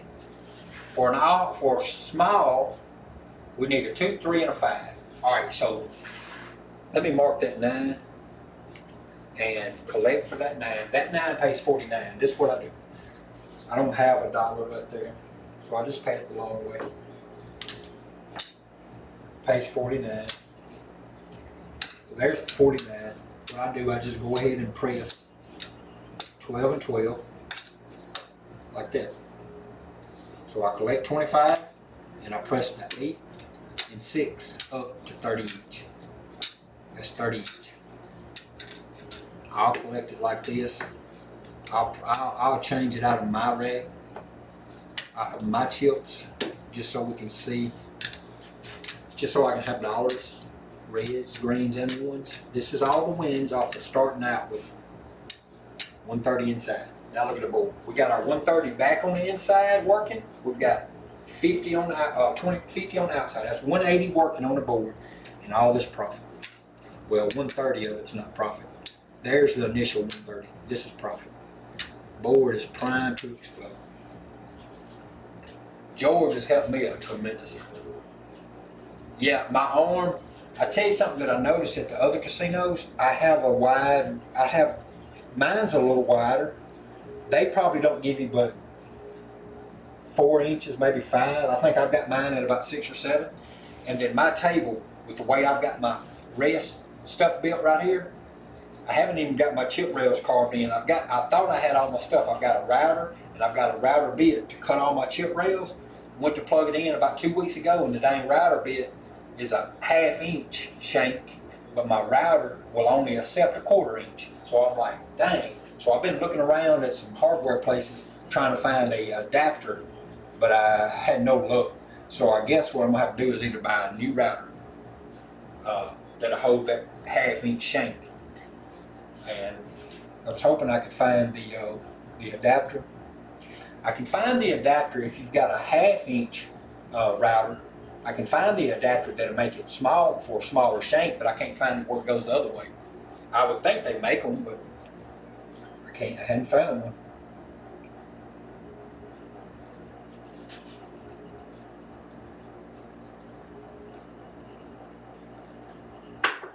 That right there was almost perfect. 3, 2, 3, 6. The dice is on axis, secondary hit. We have a single pitch. 3, 2, 3, 6. There's a 5. We hit the 5. Dice table is ready to explode. We've got our profits. We just hit the 5 for 49 bucks. So what we do, $1 for 50. No hesitation in this. We immediately start pressing this board. Why not? We pressed it. We pressed the 5 and 9 sister numbers, and we're collecting 20. Why not? There's pressing to the moon now. See, this was 2 hits, and then spread, and then 1 more hit and collect and get out of all our money, and now it's nothing but pressing to the moon. I mean, I'm not going to probably start with no less than 110 at any table. That's almost perfect. The only little thing was the dice kind of bumped each other and jumped. But hey, good mechanics ends up with great results. 4, 5, 9. 3, 2, 3, 6 dice set. Now I have a right dice that imploded. That was almost perfect. As I said, the dice bumped each other and one jumped off it. That's still a 9. The 9 pays 70 bucks. 70 bucks. I hit the 9, marked it in the tracker. This 70. Now, it doesn't matter which inside number it is. I'm going to press these so that any inside, I'm going to press them. Look, I'm collecting 10, but I just now pressed $60 more right here for the 6 and 8. So every inside number right there pays 70. All right. The dice board is primed to explode, go on about a 20 or 30 run shot right here.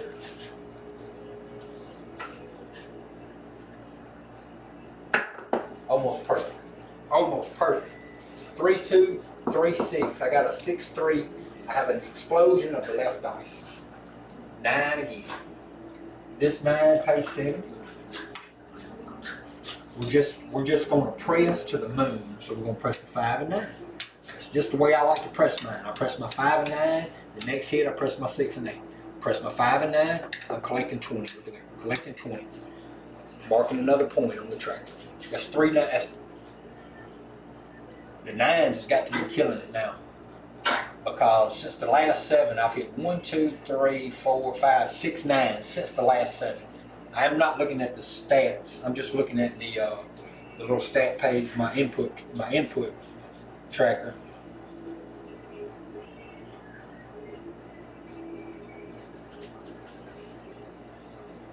That's right. Almost perfect. It was a little bit short. It had to roll a little bit, so the trajectory was right, but the toss didn't have enough force, so it was kind of short landing.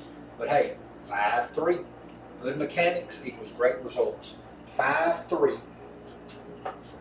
which is a 3, 2, 3, 6 dice set. That is an on-axis secondary single pitch. Mark the 8. Look here. Mark the 8. That's our first 8 on this shooter. We only need a 12 for a tall. We need a 2 and a 3 for a small. All right, we got to pay ourselves for the 8. It pays 70. All right, so here would be the thing. Here would be the thing. I'm going to go ahead and press the 6 and 8. On this dice set, if I'm staying on the axis like I should, I'm hardly ever going to get a 12. So, you know, at this point in time, if I got to this sequence right here with needing these extreme numbers, needing the 2, 3, and 12, most likely what I would do in this point of time would pull all my money down right here and just start shooting now for the ATS. But I would use a different dice set. I would go to the hardware set, or I'd go to the cross 6s. I would use something different. I might even go to the 3, 2, 2, 1 set. You know, where I'm trying to get a 6.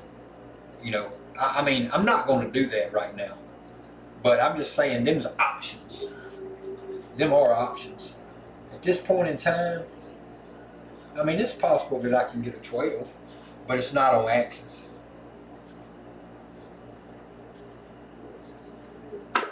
Almost perfect. Almost perfect. Almost perfect dice throw. We got a 1, 4, 5. 1, 4, which is an implosion on the left. 1, 4, 5. That 5 pays 105. At this point in time, we press the 5. We press the 9. And we still collect $55. Look at that, $55. We got a 5 and 9 for 100 each. 5 and 9 and 100 each. At this point in time, if I was doing this at the dice table, it would be no need in taking that money down and starting playing for ATS. At this point in time, it would just be, need to keep rolling.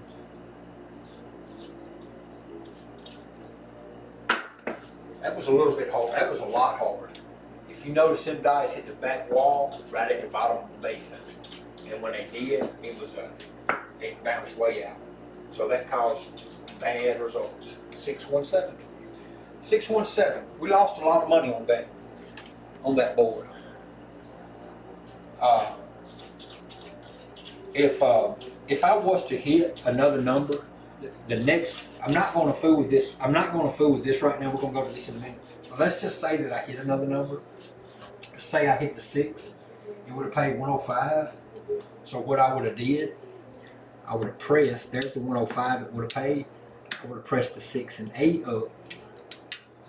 I would have pressed the 6 and 8 up to 120 each, and it would have roughly paid me $45 because I still got to put another 5 out of this to go here. So basically, I would have put 45 more in my rack. I'm not going to put that in my rack. So now, at that point in time, what would have happened would have been this. I'd have had 120 across. Now I'm going to put that 50 back up. I would have collected 45 more, and this is what the board would have looked like. All right. The very next hit on any inside number would have paid 140. So this was the move I would have made from this point forward. It would have paid 140. So what I would have done with the 140, I'd have put 110 of it out here, like that, and I'd have collected 30. Instead of me pressing sister numbers now at the same time, when I collect the 140, I just press all 4 of them for 110.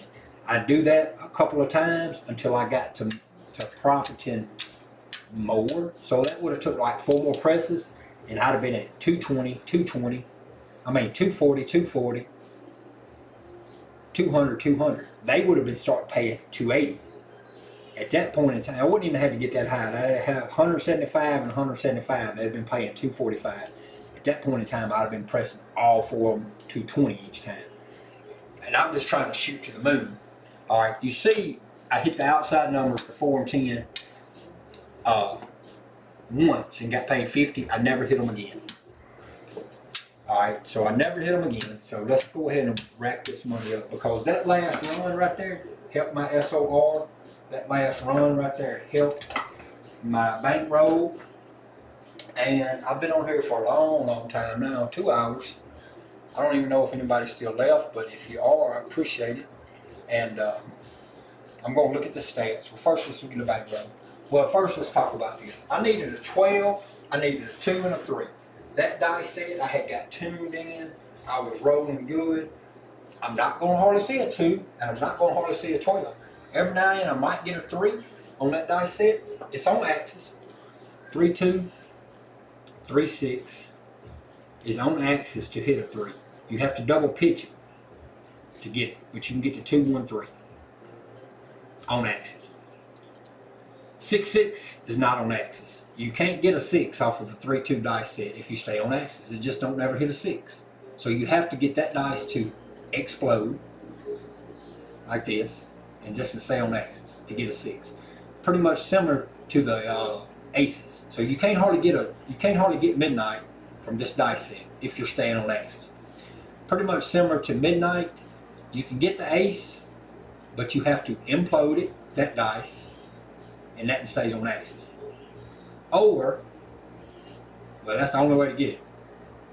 So you either have to explode or implode that left dice. And if you're staying on axis, it's not happening.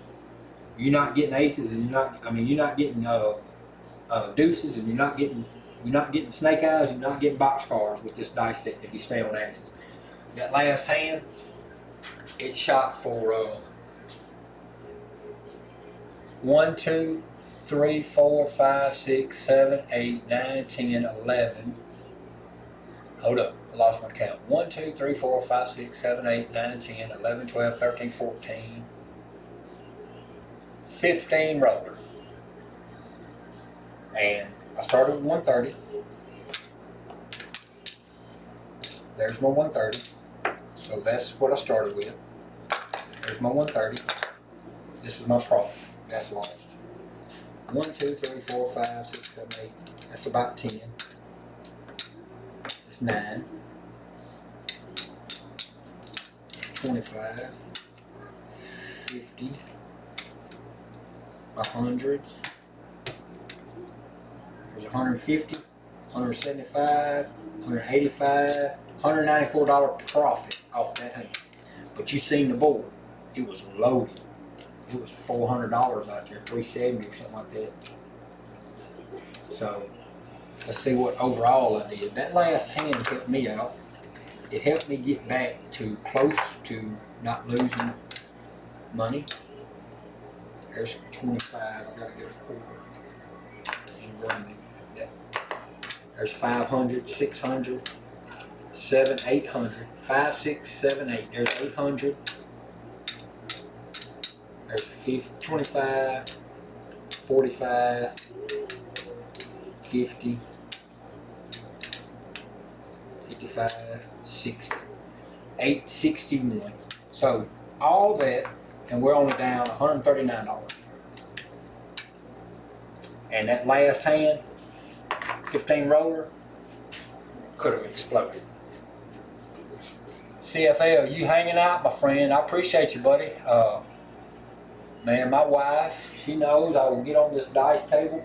Before I built this table, I still had, I'm gonna show you this one here. See that green board sticking up in the background?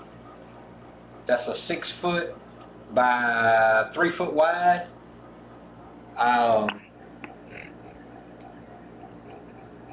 6 foot by 3 foot wide. I had it in the house. Alright.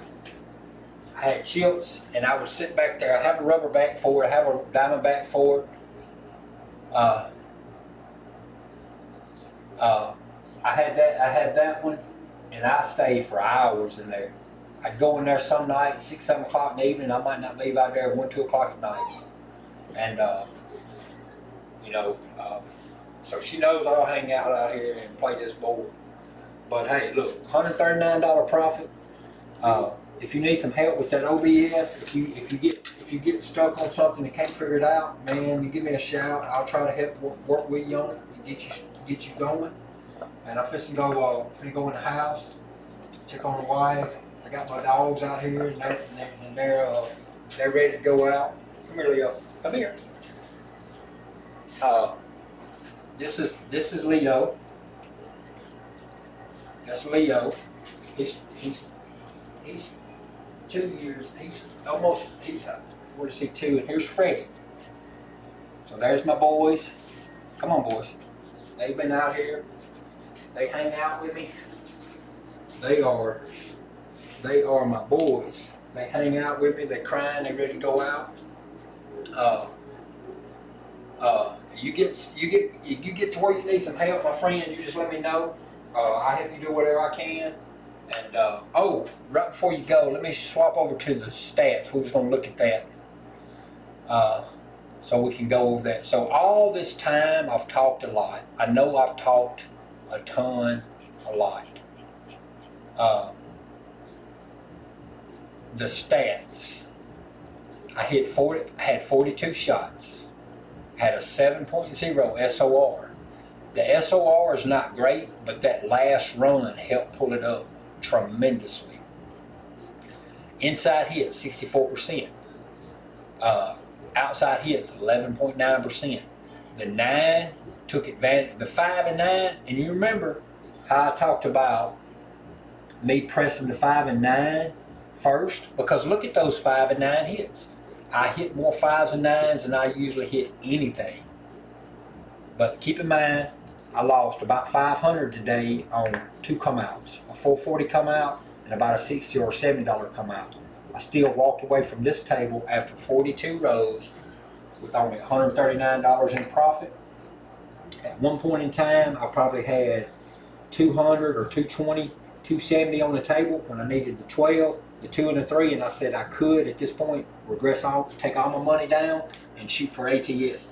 In a casino, most likely, that's what I'd have probably did, so I probably wouldn't even have lost money today, even with $500 on 2 come outs. But hey, I'm gonna swap back to the scene. I'm gonna swap back to the main page, and I'm gonna